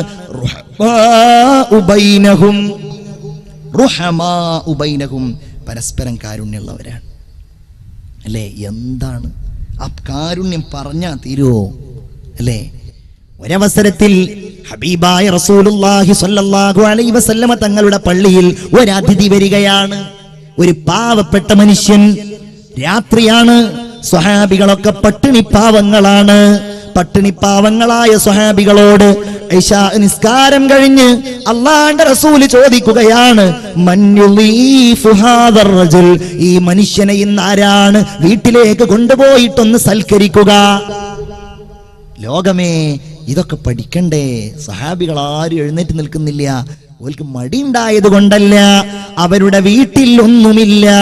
അതുകൊണ്ടാണ് അവർ ആ മനുഷ്യനെ കൊണ്ടുപോകാൻ മടിക്കുന്നത്. അങ്ങനെ 2ാമത്തെ തവണ പറഞ്ഞു. 3ാമത്തെ തവണ പറയുകയാണ്, ആരെങ്കിലും ഇയാളെ കൊണ്ടുപോയാൽ അൽമനു ലഹു ബിൽ ജന്ന, അയാൾക്ക് ഞാൻ സ്വർഗം തരാം. ഇതങ്ങ് കേട്ടപാടെ അതാ എഴുന്നേറ്റ് നിൽക്കുന്നു ബഹുമാനപ്പെട്ട ത്വൽഹ റളിയല്ലാഹു അൻഹു. അബൂ ത്വൽഹത്തുൽ അൻസാരി പറഞ്ഞു, നബിയേ, എന്റെ കൂടെ പറഞ്ഞേക്കുമോ? പറഞ്ഞയച്ചിട്ടാ അതിഥിയുമായി വീട്ടിലേക്ക് കടന്നു ചെല്ലുകയാണ്. നമ്മളൊന്നും അങ്ങനെ പറഞ്ഞിട്ട് തന്നെ ചെല്ലുകയാണെങ്കിൽ നമ്മുടെ ഭാര്യയുടെ മുഖം എങ്ങനെയായിരിക്കും എന്ന് ഞാൻ പറയുന്നില്ല, കാരണം അപ്പുറത്തിരുന്ന് വെറുതെ പ്രതിഷേധിക്കും. അത് പറയേണ്ട ആവശ്യമില്ല, അല്ലേ? ഒരു കട്ടൻ ചായ ഉണ്ടാക്കി കൊടുത്താൽ മതി. എന്നാലും അതിഥി വരുമ്പോ നമ്മളുടെയൊക്കെ സമീപനം എങ്ങനെയാണ്? ഈ ഭാര്യ സ്വീകരിച്ചു, ഭക്ഷണമൊന്നുമില്ല. ഭാര്യ പറയുകയാണ്, അബൂ ത്വൽഹ എന്നവരെ, നമ്മുടെ കുട്ടികളുണ്ടല്ലോ, അവർക്കുള്ള ഏതാനും ചില ഭക്ഷണമല്ലാതെ നമ്മുടെ അടുക്കലൊന്നുമില്ല. ഞാനും നിങ്ങളും ഇന്ന് പട്ടിണിയാ. നമ്മുടെ കുട്ടികളുടെ ഭക്ഷണമല്ലാതെ ഒന്നും ഇന്നില്ല. അതുകൊണ്ട് ഞാനൊരു കാര്യം ചെയ്യാം. ആ പെണ്ണ് പറയുകയാണ്, ഉലാഇബു മഅസ്സിബിയാൻ, ആ കുട്ടികളുമായി ഞാൻ കളിച്ചുകൊള്ളാം, എന്നിട്ട് ആ കുട്ടികളെ ഞാൻ ഉറക്കിക്കൊള്ളാം. കുട്ടികൾ ഉറങ്ങിക്കഴിഞ്ഞാൽ നമുക്ക് ആ കുട്ടികളുടെ ഭക്ഷണം എടുത്തുകൊണ്ട് അതിഥിക്ക് കൊടുക്കാം. അതിഥി അതങ്ങ് കഴിക്കാൻ തുടങ്ങുമ്പോ ഞാൻ വിളക്ക് ഊതാം. വിളക്ക് ഊതിയിട്ട് അതിഥിയുടെ കൂടെ നിങ്ങൾ കഴിക്കുന്നുണ്ട് എന്ന് അഭിനയിച്ചാൽ മതി. കുട്ടികളെ ഉറക്കി, കുട്ടികൾക്കുള്ള പത്തിരി കൊണ്ടുവന്നു. ആ പത്തിരി അതാ അതിഥിയുടെ മുമ്പിൽ വെക്കുകയാണ്. അതിഥിയുടെ മുമ്പിൽ അങ്ങ് എത്തിയപ്പോഴേക്ക് വിളക്കൂതി. അബൂ ത്വൽഹ എന്ത് ചെയ്തെന്നറിയുമോ? ഞാൻ ഭക്ഷണം കഴിക്കുന്നുണ്ടെന്ന രീതിയിൽ വായ കൊണ്ടിങ്ങനെ അഭിനയിച്ചു. അതിഥിക്കൊരു പിളക്കും അതിഥിക്ക് നല്ല ഒരു പായയും തലയിണയും കൊടുത്ത് കിടത്തി ഉണർത്തിക്കൊണ്ട് കിടത്തി ഉറക്കിക്കൊണ്ട് പിറ്റേ ദിവസം സുബഹിക്ക് പള്ളിയിൽ പോയി. ജമാഅത്ത് കഴിഞ്ഞ് എല്ലാവരും പിരിയുമ്പോൾ അല്ലാഹുവിന്റെ റസൂല് പറയുകയാണ്, സ്വഹാബികളെ നിങ്ങളിരിക്കണം. അതാ അബൂ ത്വൽഹയും ഭാര്യയും ഇന്നലെ ചെയ്ത പ്രവർത്തനമുണ്ടല്ലോ, ആകാശലോകത്തുള്ളവരെ സന്തോഷിപ്പിച്ചിരിക്കുന്നു. ഇന്നലെ എന്റെ അടുക്കലേക്ക് ജിബ്രീൽ വന്നിരിക്കുന്നു. അബൂ ത്വൽഹ, നിങ്ങളുടെ കാര്യം പറഞ്ഞുകൊണ്ട് എന്റെ അടുക്കലേക്ക് ഇന്നലെ ഖുർആൻ അവതീർണമായിരിക്കുന്നു. ചില ആളുകൾ ജനങ്ങൾക്കിടയിലുണ്ട് നബിയേ, അവരുടെ ഹൃദയത്തിൽ അവരുടെ വയറ്റിൽ വേദനയുണ്ടെങ്കിലും അവർക്ക് വിശപ്പുണ്ടെങ്കിലും അത് പല രീതിയിലും വരാം. ഭ്രാന്തെന്ന രീതിയിൽ വരാം, ബുദ്ധിഭ്രമം വരാം, മതിഭ്രമം വരാം. നമ്മളൊക്കെ വലിയ ബുദ്ധിമാനികളായി ഇങ്ങനെ നടക്കുമ്പോ, നമ്മളിങ്ങനെ ഭ്രാന്തന്മാരെ കളിയാക്കുമ്പോ നമ്മൾ ആലോചിക്കണേ, നമ്മൾ അവരെ കളിയാക്കരുത്. അവർ സ്വർഗവാസികളായേക്കാം, അവർക്ക് തക്ലീഫില്ല, അവർക്ക് നിസ്കാരമില്ല. നമ്മൾ പലപ്പോഴും അത്തരം രോഗികളെയോ അവരുടെ കുടുംബങ്ങളെയോ സഹായിക്കാറില്ല. ക്യാൻസർ രോഗികളെ നമ്മൾ സഹായിക്കും, കിഡ്നി രോഗികളെ നമ്മൾ സഹായിക്കും. ബുദ്ധിയുമായി ബന്ധപ്പെട്ട് രോഗമനുഭവിക്കുന്ന ഭ്രാന്തന്മാരായ ആളുകളെ, അപ്രകാരം മാനസിക അസ്വസ്ഥതയുള്ള ആളുകളെ അവരെ ചികിത്സിക്കുക എന്നത് മാത്രമല്ല, അവരുടെ കുടുംബത്തിന് ആവശ്യമായ തണൽ നമ്മുടെ കാരുണ്യത്തിന്റെ ഭാഗമായി നമ്മൾ നൽകണം. അനിവാര്യമാണ്. രോഗങ്ങൾക്കെതിരെ നമ്മൾ അല്ലാഹുവിനോട് ദുആ ചെയ്യണം. അല്ലാഹു നൽകുന്നതാണ്. ഖുല്ലൻ യുസീബനാ ഇല്ലാ മാ കതബല്ലാഹു ലനാ. അല്ലാഹു തരുന്നതാണ്. കിഡ്നി അല്ലാഹു തന്നതാണ്, അതിന്റെ രോഗവും അല്ലാഹു തന്നതാണ്. നമ്മൾ കണ്ണ് തുറക്കാതിരുന്നാൽ, ഈസാ നബി അലൈഹിസ്സലാം പറയാറുണ്ടായിരുന്നു, നിങ്ങൾ കണ്ണ് തുറന്ന് അല്ലാഹുവിനോട് ദുആ ചെയ്യണം, എങ്കിലേ നിങ്ങൾക്ക് ചുറ്റുപാടുള്ള കഷ്ടപ്പാടുകളെ, അവശതകളെ കാണാൻ കഴിയുകയുള്ളൂ എന്ന് ബഹുമാനപ്പെട്ട സയ്യിദുനാ ഈസാ അലൈഹിസ്സലാം പറയുകയാണ്. നമ്മൾ കാരുണ്യം കാണിക്കുക, നമ്മൾ ഫണ്ട് പിരിക്കുക, നമ്മൾ പണം എടുക്കുക, നമ്മൾ നമ്മുടെ സ്വതക്ക ചെയ്യുക. നമ്മൾ സ്വതക്ക ചെയ്തിട്ട് അത് കിഡ്നി രോഗികളുടെ ഡയാലിസിസിന് വേണ്ടി കൊടുക്കുക. നമുക്കിടയിൽ എത്രയോ ആളുകൾ ഉണ്ടല്ലോ കിഡ്നിയുമായി ബന്ധപ്പെട്ട അസുഖമുള്ള ആളുകൾ. അല്ലാഹു നമ്മെ കാത്തുരക്ഷിക്കുമാറാവട്ടെ. പ്രിയപ്പെട്ടവരെ, അങ്ങനെ ഒരു രോഗം അങ്ങ് വന്നു കഴിഞ്ഞാൽ ആ രോഗം വന്ന ആളുകൾക്ക് മാത്രമല്ല, ആ മനുഷ്യന്റെ ഭാര്യക്ക്, ആ മനുഷ്യന്റെ മാതാപിതാക്കൾക്ക്, അവന്റെ ബന്ധുക്കൾക്ക് എല്ലാവർക്കും അതിന്റെ പ്രയാസമാണ്. എന്തൊരു ദുരിതമാണ്. എനിക്ക് വേണ്ടപ്പെട്ട ഒരാൾ കോഴിക്കോട് മെഡിക്കൽ കോളേജിൽ കിഡ്നിക്ക് രോഗമാണെന്ന് പറഞ്ഞുകൊണ്ട് ഞാൻ അദ്ദേഹത്തെ സന്ദർശിക്കാൻ വേണ്ടിയിട്ട് അവിടുത്തെ നെഫ്രോളജി വാർഡിൽ പോയപ്പോ എന്നോടാൻ പോയ ആ ചെറുപ്പക്കാരൻ പറയുകയാണ്, ദേ കണ്ടില്ലേ കിടക്കുന്നു ഒരാൾ, അയാൾ മരണത്തെ കാത്ത് കിടക്കുകയാണ്. അയാൾക്ക് ഭാര്യയില്ല, മക്കളില്ല, ബന്ധുക്കളില്ല, എല്ലാവരും ഉണ്ടായിരുന്നു.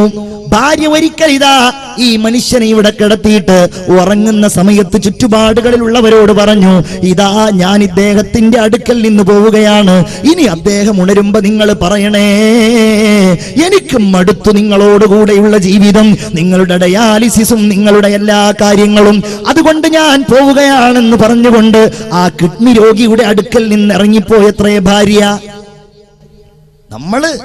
നമുക്കില്ല എന്ന് കരുതിയിട്ട് ഉള്ളവരെ കാണാതിരിക്കരുത്. അതാണ് ഇർഹമൂ മൻ ഫിൽ അർള്. നമുക്ക് തരാതിരിക്കാൻ അതാണ് വേണ്ടത്. അള്ളാഹു തരാതിരിക്കാൻ. പടച്ചോൻ നമുക്ക് ഏതായാലും ആരോഗ്യവും ജീവനും ജന്മവും ഒക്കെ നൽകി. അതിനേക്കാൾ ഉപരിയായി ഈ ആരോഗ്യം അല്ലാഹു തആല അങ്ങ് നിലനിർത്താൻ നമ്മൾ നമുക്കിടയുള്ള രോഗികളെ സഹായിക്കുക. കണ്ണീരിന്റെ നനവാണ്, ആർദ്രതയാണ് അല്ലേ? എന്റെ വളരെ വേണ്ടപ്പെട്ട ഒരു കൂട്ടുകാരൻ, ആ കൂട്ടുകാരൻ വളരെ മാന്യനാണ്, തരക്കേടില്ലാത്ത സാമ്പത്തിക ശേഷിയുള്ളവനാണ്. അവന്റെ പിതാവിന് കിഡ്നിയുടെ അസുഖമാണ്. അങ്ങനെ അവന്റെ പിതാവിന് വേണ്ടി എല്ലാ ആഴ്ചയിലും 2 തവണ ഈ തൃശ്ശൂരിലുള്ള ദയാ ഹോസ്പിറ്റലിൽ വരും. കുറച്ചു മുൻപ് അങ്ങനെ വന്ന് ഓരോ ആഴ്ചയിലും 2000-ഉം 3000-ഉം ഒക്കെ ചെലവാണ്. പുറമെ വണ്ടിക്കും ചെലവാണ്. അങ്ങനെ ഒരു ദിവസം അവൻ എന്നോട് പറഞ്ഞു, എടാ ഇവിടെ നമ്മൾ നിന്നിട്ട് കാര്യമില്ല, ഞാൻ ഗൾഫിൽ പോവുകയാണ്. അങ്ങനെ ഗൾഫിൽ പോയി വർഷങ്ങളോളം അവൻ ആഴ്ചയിലും മാസങ്ങളിലും പണമയച്ചു. എന്നെ വിളിച്ചിട്ട് പറയും, ഉപ്പാന്റെ അസുഖം കാരണം ഞാൻ വേറെ ഒന്നും ആലോചിക്കുന്നില്ല, ഞാൻ നാട്ടിനെ കുറിച്ച് ആലോചിക്കുന്നില്ല, ഞാൻ ഇവിടെ തന്നെ അങ്ങ് കൂടുകയാണ്, ഉപ്പാക്ക് പണമില്ലല്ലോ. പലപ്പോഴും എനിക്ക് വലിയ വേദന തോന്നും. എനിക്ക് ജിദ്ദയിൽ പോകാൻ അവസരമുണ്ടായപ്പോ ഞാൻ അവന്റെ അടുക്കൽ പോയപ്പോ അവൻ കണ്ണീരോടുകൂടെ ഉപ്പാന്റെ അസുഖത്തെ കുറിച്ച് പറഞ്ഞു. അവൻ എന്നോട് പറഞ്ഞു, എനിക്ക് വേദനയില്ല, എനിക്ക് സങ്കടമില്ല, ഇതെന്റെ ഒരു വിധിയാണെന്ന് ഞാൻ കരുതുന്നു.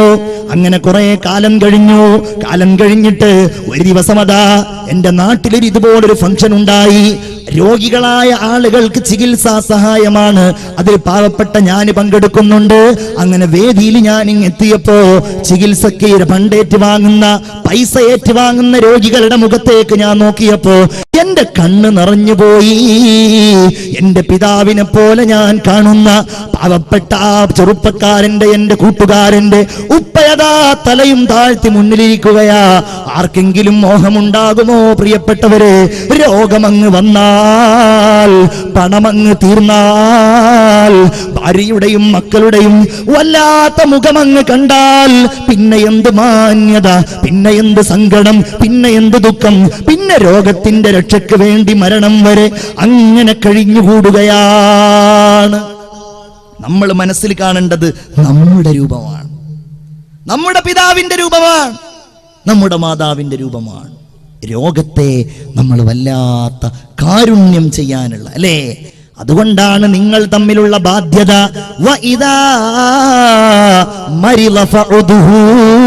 അവൻ രോഗിയായാൽ നിങ്ങൾ അവനെ സന്ദർശിക്കണമെന്ന് മുഹമ്മദ് മുസ്തഫ സല്ലല്ലാഹു അലൈഹി വസല്ലം നമ്മളത് ചെയ്യാം.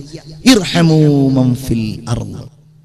എല്ലാവരോടും, മാതാപിതാക്കൾ ഇല്ലാത്തവരോട്, മാതാപിതാക്കൾ നഷ്ടപ്പെട്ടവരോട്, അനാഥരോട്, അല്ലേ, അരക്ഷിതാവസ്ഥ അനുഭവിക്കുന്നവരോട്.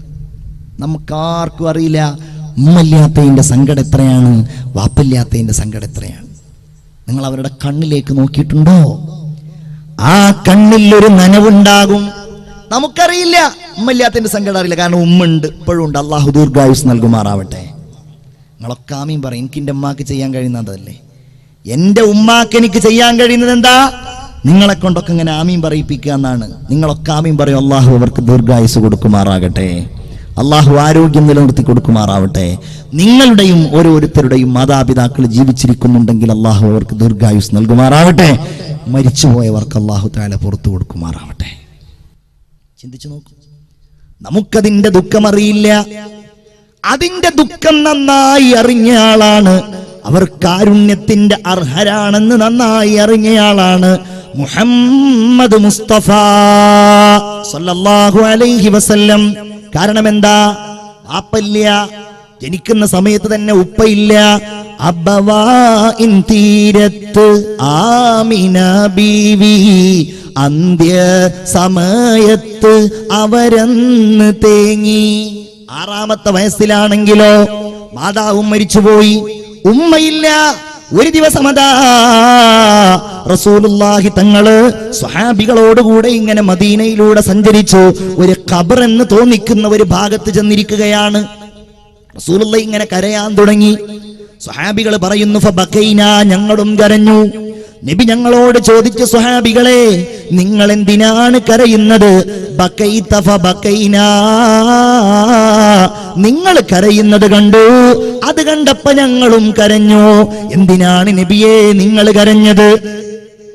നിങ്ങൾ ശ്രദ്ധിക്കണേ, എന്തിനാണ് നബി കരഞ്ഞത്? അവിടുന്ന് സങ്കടത്തോടെ പറയുകയാണ്, ഹാദാ ഖബ്റു ഉമ്മി ആമിന. എന്റെ 6ാമത്തെ വയസ്സിൽ എന്നോട് വിട പറഞ്ഞു പോയ എന്റെ പ്രിയപ്പെട്ട ഉമ്മയുണ്ടല്ലോ, ആമിന ബീവി. ആ ആമിന ബീവിയുടെ ഖബറിടമാണിത്. എന്റെ ചെറുപ്പകാലം എനിക്ക് ഓർമ്മ വന്നു സ്വഹാബികളെ. അതുകൊണ്ടാണ് ഞാൻ കരഞ്ഞതെന്ന് മുഹമ്മദ് മുസ്തഫ സല്ലല്ലാഹു അലൈഹി വസല്ലം. നമുക്കാർക്കും ഇതിന്റെ വേദന അറിയില്ല. അതുകൊണ്ട് റസൂലുള്ള പറഞ്ഞു, നിങ്ങൾ അനാഥന്റെ കണ്ണീരൊപ്പണം, നിങ്ങളവന്റെ തലതടവണം. അവനോട് നിങ്ങൾ പരുഷമായി പെരുമാറരുത്, അവനെ നിങ്ങൾ അട്ടിയകറ്റരുത്. ഇദാ ബക്കൽ യതീം, ഒരനാഥനായ കുട്ടി കരഞ്ഞാൽ വഖഅത് ദുമൂഉഹു ഫീ കഫിർ റഹ്മാൻ, അല്ല കൈകൾ നീട്ടും, അള്ളാഹുവിന്റെ കരങ്ങളിലേക്ക് ഈ കുട്ടിയുടെ കണ്ണീരെത്തും. എന്നിട്ട് അല്ലാഹു തആല ചോദിക്കുമെന്നാണ്, മൻ അബ്കഹാദാ, ആരാണ് ഈ കുഞ്ഞിനെ കരയിപ്പിച്ചത്? ഈ കുഞ്ഞിനെ ആരാണ് കരയിപ്പിച്ചത് എന്ന് ചോദിക്കുകയും, മൻ അല്ലാഹു ഫലഹുൽ ജന്ന, നിങ്ങൾ ആരെങ്കിലും അവനെ തൃപ്തിപ്പെടുത്തിയാൽ, അവന്റെ കണ്ണീര് നിങ്ങൾ തുടച്ചാൽ നിങ്ങൾക്ക് സ്വർഗമുണ്ട്. ശ്രദ്ധിക്കണം, ചിന്തിക്കണം ആ കാര്യം. എന്റെ കാരുണ്യത്തിന്റെ പ്രവർത്തകന്മാരെ, നിങ്ങളുടെ നേതൃത്വത്തിൽ അനാഥരെ നിങ്ങൾ സംരക്ഷിക്കണം. അവർക്ക് വിദ്യാഭ്യാസം നൽകുക, അവരുടെ കാര്യങ്ങൾ ശ്രദ്ധിക്കുക. എന്റെ സഹോദരിമാരെ, നിങ്ങളൊക്കെ ഇങ്ങനെ ഡ്രസ്സ് എടുക്കുമ്പോ, നിങ്ങളുടെ മക്കൾക്ക് ഡ്രസ്സ് എടുക്കുമ്പോ, നിങ്ങളുടെ അയൽവാസികൾ ഉണ്ടാകും, നിങ്ങളുടെ കുടുംബങ്ങളിലുള്ളവരുണ്ടാകും. കാരുണ്യം കാണിക്കുക അവരോട്, അല്ലേ? ഞാൻ ഈ അടുത്ത് കേട്ടു ഒരാൾ സംസാരിക്കുന്നത്, ഇന്റർനാഷണൽ ലെവലിൽ പ്രസംഗിക്കുന്ന, അന്താരാഷ്ട്ര തലത്തിൽ അറിയപ്പെട്ട ഒരു ഉന്നതനായ പ്രഭാഷകൻ പറഞ്ഞ ഒരു സംഭവമാണ്. അമേരിക്കയിലോ ബ്രിട്ടനിലോ എവിടെയോ ഒരു സ്ഥലത്ത് ഒരു അധ്യാപകൻ ഒരിക്കൽ കുട്ടികളോട് ചോദിച്ചു, ഒരു ടീച്ചർ ചോദിച്ചു, കുട്ടികളോട് ചോദിച്ചു, നിങ്ങൾ ആരാവാൻ ആഗ്രഹിക്കുന്നു? കുട്ടികൾ ഓരോരുത്തരും, I want to become a doctor, an engineer, a collector, a judge എന്നൊക്കെ പറഞ്ഞിട്ട് ഓരോരുത്തരും, ഞാൻ ജഡ്ജ് ആവാന്, കലക്ടർ ആവാന്, ഡോക്ടർ ആവാന് ഓരോരുത്തർ പറഞ്ഞപ്പോൾ ഒരു കുട്ടി മാത്രം പറഞ്ഞു, I want to become a സ്വഹാബ, സ്വഹാബി. ഞാൻ ആഗ്രഹിക്കുന്നത് ഒരു സ്വഹാബി ആവാനാണ്. ടീച്ചർ ചോദിച്ചു, ഹു ഈസ് എ സ്വഹാബി? മോനെ, ആരാ ഒരു സ്വഹാബി? എനിക്കറിയില്ലല്ലോ, ഞാൻ ആദ്യമായിട്ട് കേൾക്കുകയാണല്ലോ. ഈ കുട്ടി പറഞ്ഞു, സ്വഹാബി ആരാണെന്ന് എനിക്കല്ല നന്നായിട്ടറിയാം, എൻ്റെ ഉമ്മക്കാണ്, എൻ്റെ ഉമ്മക്കാണ്. ടീച്ചർ ഉമ്മക്ക് ഫോൺ ചെയ്തു, നിങ്ങളുടെ മോൻ പറഞ്ഞത് ഒരു സ്വഹാബി ആവണമെന്നാണല്ലോ, ആരാണ് സ്വഹാബി? ഉമ്മ പറഞ്ഞു, സ്വഹാബി എന്ന് പറഞ്ഞാൽ അത് ആരാണെന്ന് പറഞ്ഞു തരണമെങ്കിൽ നേരിട്ട് വരണം. ടീച്ചർ നേരിട്ട് ചെന്നു. അള്ളാന്റെ റസൂലിന്റെ കൂടെ നിന്ന, സന്തോഷത്തിലും ദുഃഖത്തിലും കൂടെ നിന്ന അവിടുത്തെ അനുയായികളെ കുറിച്ച് ടീച്ചറോട് ഈ ഉമ്മ വിശദീകരിച്ചു. അങ്ങനെ ആ ടീച്ചർ അതെല്ലാം കേട്ട് സന്തോഷത്തോടെ തിരിച്ചു പോരുന്നതിന്റെ മുമ്പ് കുടുംബസമേതം ലാ ഇലാഹ ഇല്ലല്ലാഹ്, അവർ മുസ്ലിങ്ങളായി അവർ രണ്ടുപേരും, കുടുംബം, ഭാര്യയും ഭർത്താവും എല്ലാവരും കൂടെ. അങ്ങനെ ഒരു ദിവസം സ്കൂളിൽ നിന്ന് ഈ കുട്ടിയോട് ടീച്ചർ ചോദിച്ചു, എത്രേ മോനെ, നിനക്ക് സ്വഹാബിയാവണമെന്നല്ലേ പറഞ്ഞത്? നിനക്ക് ഏറ്റവും ഇഷ്ടമുള്ള സ്വഹാബി ഏതാണ്? ഈ കുട്ടി ഉടനടി പറഞ്ഞു, എനിക്ക് ഇഷ്ടമുള്ള സ്വഹാബി ബഷീർ റളിയല്ലാഹു അൻഹു ആണ്, സയ്യിദുനാ ബഷീർ റളിയല്ലാഹു. എന്താണ് മോനെ നീ അദ്ദേഹത്തെ ഇഷ്ടപ്പെടാനുള്ള കാരണം? ആ കുട്ടി പറയുകയാണ്, എന്റെ ഉമ്മ എനിക്ക് രാവിൽ പറഞ്ഞു തന്ന കഥയാണ്, അങ്ങനെയാണ് എനിക്ക് ബഷീറിനെ ഇഷ്ടമായത് എന്ന് പറഞ്ഞുകൊണ്ട് ഈ കുട്ടി പറയുകയാണത്രേ, അള്ളാഹുവിന്റെ റസൂലിന്റെ കൂടെ നൂറുകണക്കിന് സ്വഹാബികൾ ഉഹദിന്റെ പോർക്കളത്തിലേക്ക് പോയി. കൂട്ടത്തിൽ ബഷീർ എന്ന കുട്ടിയുടെ പിതാവുമുണ്ട്. ഈ കുട്ടിയുണ്ടല്ലോ, യുദ്ധം കഴിഞ്ഞ് മ്ലാനവദനരായി തിരിച്ചു വരുന്ന നബിയെയും സ്വഹാബികളെയും ഇങ്ങനെ കാത്തു നിൽക്കുകയാണ്. ഓരോരുത്തർ വന്നു. അവർക്കിടയിൽ മുഹമ്മദ് മുസ്തഫ സല്ലല്ലാഹു അലൈഹി വസല്ലമയും വന്നു. ബഷീർ എന്ന കുട്ടി റസൂലുള്ളാഹിന്റെ അടുക്കൽ ചെന്ന് ചോദിക്കുകയാണ്, ഐന അബീ യാ റസൂലല്ലാഹ്, എന്റെ ഉപ്പ എവിടെയാണ് നബിയേ? റസൂലുള്ള കുട്ടിയുടെ മുഖത്ത് നോക്കി. അവിടുത്തെ കണ്ണുകൾ നിറഞ്ഞു. എന്തു പറയണം ഈ കുട്ടിയോട്? കാരണം ഈ കുട്ടിയുടെ ഉപ്പ ഉഹദ് യുദ്ധത്തിൽ രക്തസാക്ഷിയായിട്ടുണ്ട്. എന്തു പറയണം? റസൂലുള്ള മുഖം തിരിച്ചു കളഞ്ഞു. രണ്ടാമതും ഈ കുട്ടി ചോദിക്കുകയാണ്, നബിയെ പറയുമോ എവിടെയാണ് എന്റെ ഉപ്പ? യാ ഹബീബല്ലാഹ്, അല്ലാഹുവിന്റെ റസൂല മകനെ, ആ പിഞ്ചു മകനെ തന്റെ ശരീരത്തോട് ചേർത്ത് പിടിച്ചു. അവന്റെ കണ്ണുകളിലേക്ക് ഉറ്റുനോക്കിക്കൊണ്ട് മുത്തുനബി പറയുകയാണ്, മോനെ നിന്റെ ഉപ്പ ഞാനാണെന്ന് പറഞ്ഞാൽ നിന്റെ ഉപ്പ ഞാനാകുന്നത് നിനക്കിഷ്ടമല്ലേ മോനെ? നിന്റെ ഉമ്മ ആയിഷയാണ് മോനെ, അത് നിനക്കിഷ്ടമല്ലേ? അതേ നബിയെ, എനിക്കിഷ്ടമാണ്. ഈ കുട്ടി തന്റെ ഉപ്പയെ മറന്നു, തന്റെ ഉമ്മയെ മറന്നു, തന്റെ എല്ലാം മറന്നുകൊണ്ട് റസൂലുള്ളാഹിന്റെ അടുക്കൽ നിന്ന് മദീനയുടെ തെരുവിലേക്ക് ഇറങ്ങുകയാണ്. ഓരോ വീടുകളുടെയും വാതിലിൽ മുട്ടി വിളിച്ചുകൊണ്ട് ഈ പിഞ്ചുബാലൻ പറയുകയാണ്, അറിഞ്ഞില്ലേ എന്റെ ഉപ്പ നബിയാണ്, എന്റെ ഉപ്പ ഹബീബായ മുഹമ്മദ് നബിയാ. നിങ്ങൾ അറിഞ്ഞില്ലേ മദീന നിവാസികളെ എന്ന്? മദീനയിലൂടെ ഈ കുട്ടി വിളിച്ചു പറഞ്ഞു നടന്നു എന്ന് ആ പിഞ്ചുബാലൻ പറഞ്ഞു കൊടുക്കുകയാണ്. അതുകൊണ്ടാണ് എനിക്ക് ബഷീർ റളിയല്ലാഹു അൻഹു ഇഷ്ടമായത്. ഉപ്പായെപ്പോലും അല്ലാഹുവിന്റെ റസൂലിന്റെ മുമ്പിൽ മറന്നു. എന്തേ കാരണം? റസൂലുള്ളാഹി അങ്ങനെയാണ്. അന വകാഫിലുൽ യതീമി ഫിൽ ജന്നതി ഹാകദാ, ഞാനും അനാഥനും സ്വർഗത്തിൽ ഇങ്ങനെയാണ്. ഒന്ന് രണ്ട് കാര്യങ്ങൾ. അനാഥ അത് പറഞ്ഞാൽ തീരൂല്ല. അവരോട് നമ്മൾ പലപ്പോഴും വൈകാരികമായി പ്രതികരിക്കാറില്ല. നമ്മൾ നമ്മളുടെ സ്നേഹവും കാരുണ്യവും അല്ലേ, അവൻ്റെ ആ കണ്ണുനീർ, അതാണ് കാരുണ്യമാണ് കരണീയം എന്നുള്ള വിഷയം കൊണ്ട് നമ്മൾ ഉദ്ദേശിച്ചത്. എല്ലാവരോടും കാരുണ്യം കാണിക്കുക, പാവങ്ങളോട്, അനാഥരോട് അല്ലേ. ഒരു ദിവസം ഒരു 11 മണി സമയത്ത് ഉച്ചക്ക് എന്റെ സ്ഥാപനത്തിലെ ചാമക്കാലയിലെ നെഹ്ജുർ റഷാദിലേക്ക് എന്നെ ഫോൺ ചെയ്യുകയാണ്. എനിക്ക് വളരെ വേണ്ടപ്പെട്ട ഒരു കുട്ടിയുടെ വീട്ടിൽ നിന്ന് 2ാം ക്ലാസ്സിലോ 3ാം ക്ലാസ്സിലോ പഠിക്കുന്ന ഒരു കുട്ടിയുടെ വീട്ടിൽ നിന്ന് വിളിക്കുകയാണ് എന്നെ. ഉസ്താദേ, ഇന്ന കുട്ടിയുടെ വാപ്പ മരിച്ചിട്ടുണ്ട്. പടച്ചവനെ, ഞാൻ വല്ലാതെ പേടിച്ചുപോയി. ചെറിയ കുട്ടിയാണ്.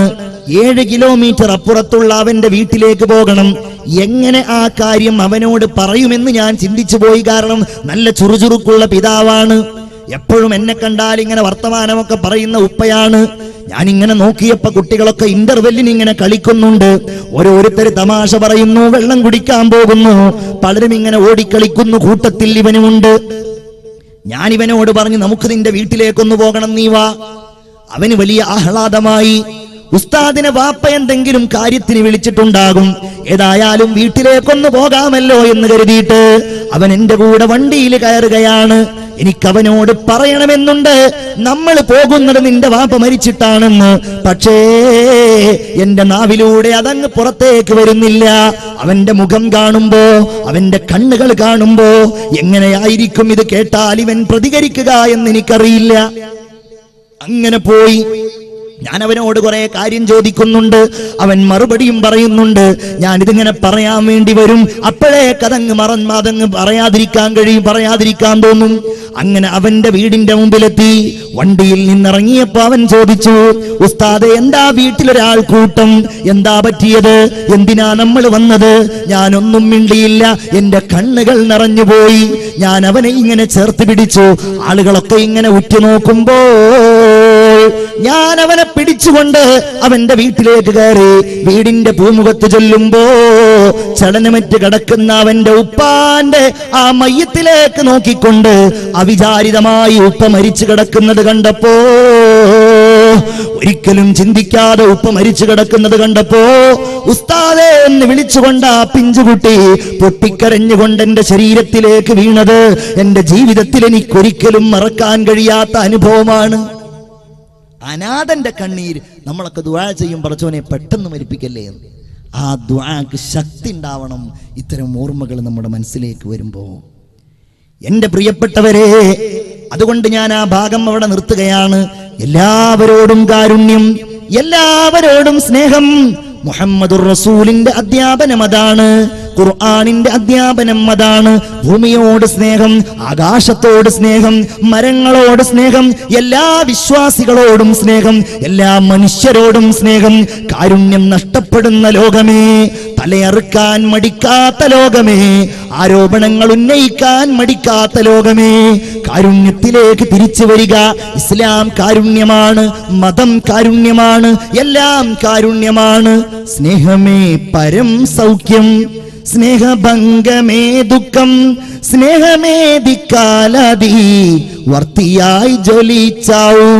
സ്നേഹത്തിൽ നിന്നില്ലല്ലോ മറ്റൊന്നും ലഭിച്ചിടാൻ, സ്നേഹത്തിൻ ഫലം സ്നേഹം, ജ്ഞാനത്തിൻ ഫലം ജ്ഞാനം. ചുരുക്കത്തിൽ ഇങ്ങനെ നമ്മളെല്ലാ കാരുണ്യവുമായി മുന്നോട്ട് പോയാൽ നമ്മൾ കരുണ ആഗ്രഹിക്കുന്ന ഘട്ടങ്ങളുണ്ട്. അത് ചിന്തിക്കണം. അതും കൂടെ പറഞ്ഞ് നമുക്ക് നിർത്താം. ഏതാണത്? നമ്മൾ കാരുണ്യം ആഗ്രഹിക്കുന്ന ഘട്ടം നമ്മൾ മരിക്കുന്ന സന്ദർഭമാണ്. വൽതഫത്തി സാഖു ബിസ്സാഖ് ഇലാ റബ്ബിക യൗമഇദിനിൽ മസാഖ്. നമ്മൾ മരിക്കുന്ന സമയം, നമ്മുടെ കൈകാലുകൾ ഇങ്ങനെ കൂട്ടിപ്പിണയുന്ന സമയം, നമ്മൾ മരണത്തോട് മല്ലടിക്കുന്ന സമയം, നമുക്കൊന്ന് പുഞ്ചിരിക്കാൻ മോഹമുണ്ട്, നമുക്കൊന്ന് ലാ ഇലാഹ ഇല്ലല്ലാഹ് പറയാൻ മോഹമുണ്ട്. ആ സമയത്ത് നമ്മൾ ആഗ്രഹിക്കുന്നത് അള്ളാന്റെ കാരുണ്യമാണ്. അത് കിട്ടണം നമുക്ക്. അതിന് അള്ളാഹിനോട് ദ്വാരക്കുക. നമ്മൾ ഭൂമിയിലുള്ളവരോട് കാരുണ്യം കാണിക്കുകയും ചെയ്യാം. ഇന്ന് അള്ളാഹ് കാരുണ്യം തരും. ഖബറിന്റെ ഉള്ളിലാണ് പടച്ചോന്റെ കാരുണ്യം വേണ്ടത്. മഹ്ശറിന്റെ ഇടയിലാണ്, ഒരു ചാണകല കത്തിജ്വലിക്കുന്ന സൂര്യന്റെ ചൂടില് നമുക്ക് അള്ളാന്റെ കാരുണ്യം വേണം. അർശിന്റെ തണല് കിട്ടാൻ, വിചാരണ എളുപ്പമാകാൻ. എല്ലാം കഴിഞ്ഞ് അല്ലേ, റസൂലുള്ള പോലും പറഞ്ഞില്ലേ, നിങ്ങൾ ആരും കരുതരുത് നിങ്ങളുടെ അമലുകൾ കൊണ്ട് നിങ്ങളാരും രക്ഷപ്പെടുമെന്ന്. ലയ്യൻജുവ അഹദും മിൻകും ബിഅമലി, നിങ്ങളുടെ അമലുകൾ കൊണ്ട്, നിങ്ങളുടെ കർമ്മം കൊണ്ട് നിങ്ങളാരും രക്ഷപ്പെടുമെന്ന് നിങ്ങൾ വിചാരിക്കല്ലേ. വലാ അൻത യാ റസൂലല്ലാഹ്, നിങ്ങളും രക്ഷപ്പെടുകയില്ലേ നബിയേ, നിങ്ങളും രക്ഷപ്പെടുകയില്ലേ നബിയേ. വലാ അൻത യാ റസൂലല്ലാഹ്, നിങ്ങളും രക്ഷപ്പെടുകയില്ലേ നബിയേ. അവിടുന്ന് പറഞ്ഞു വല അന, ഞാനും രക്ഷപ്പെടുകയില്ല. ഇല്ലാ അയ്യതഗമ്മദനി അല്ലാഹു ബിറഹ്മത്തിൻ മിൻഹു വഫളിൻ, അല്ലാഹുവിന്റെ കാരുണ്യം കൊണ്ട്, അവന്റെ ഔദാര്യം കൊണ്ട് എന്നെ പൊതിഞ്ഞാലല്ലാതെ ഞാനും രക്ഷപ്പെടുകയില്ല എന്ന് മുത്തുനബി മുഹമ്മദ് മുസ്തഫ സല്ലല്ലാഹു അലൈഹി വസല്ലം. അതുകൊണ്ട് വിചാരണയുടെ വേളയിൽ, മഹ്ശറിന്റെ വേളയിൽ എല്ലാം കഴിഞ്ഞ് സ്വർഗത്തിലേക്കുള്ള യാത്രയിൽ അല്ലേ, ദഅവാഹും ഫീഹാ സുബ്ഹാനകല്ലാഹുമ്മ വതഹിയ്യതുഹും ഫീഹാ സലാം വആഖിറു ദഅവാഹും അനിൽ ഹംദുലില്ലാഹി റബ്ബിൽ ആലമീൻ. എല്ലാം കഴിഞ്ഞ് ഞാൻ അവസാനിപ്പിക്കുകയാണ്. നമ്മൾ ദുആ ചെയ്യാൻ പോവാണ്. ഇൻഷാ അല്ലാഹ് എല്ലാം കഴിഞ്ഞ് സ്വർഗത്തിലേക്ക് പോകാൻ, സ്വർഗം കാണാൻ, സ്വർഗത്തിൽ പ്രവേശിക്കാൻ. എൻ്റെ പ്രിയപ്പെട്ട സഹോദരന്മാരെ, സഹോദരിമാരെ, അള്ളാഹിന്റെ കാരുണ്യം നമുക്ക് അനിവാര്യമാണ്. ഈ ചിന്തകൾ ഞാൻ ഇവിടെ അവസാനിപ്പിക്കുന്നു. നമ്മൾ പറഞ്ഞതും നമ്മൾ കേട്ടതുമൊക്കെ അല്ലാഹു തആല ഒരു സ്വാലിഹായ അമലായി ഖബൂൽ ചെയ്യുമാറാവട്ടെ.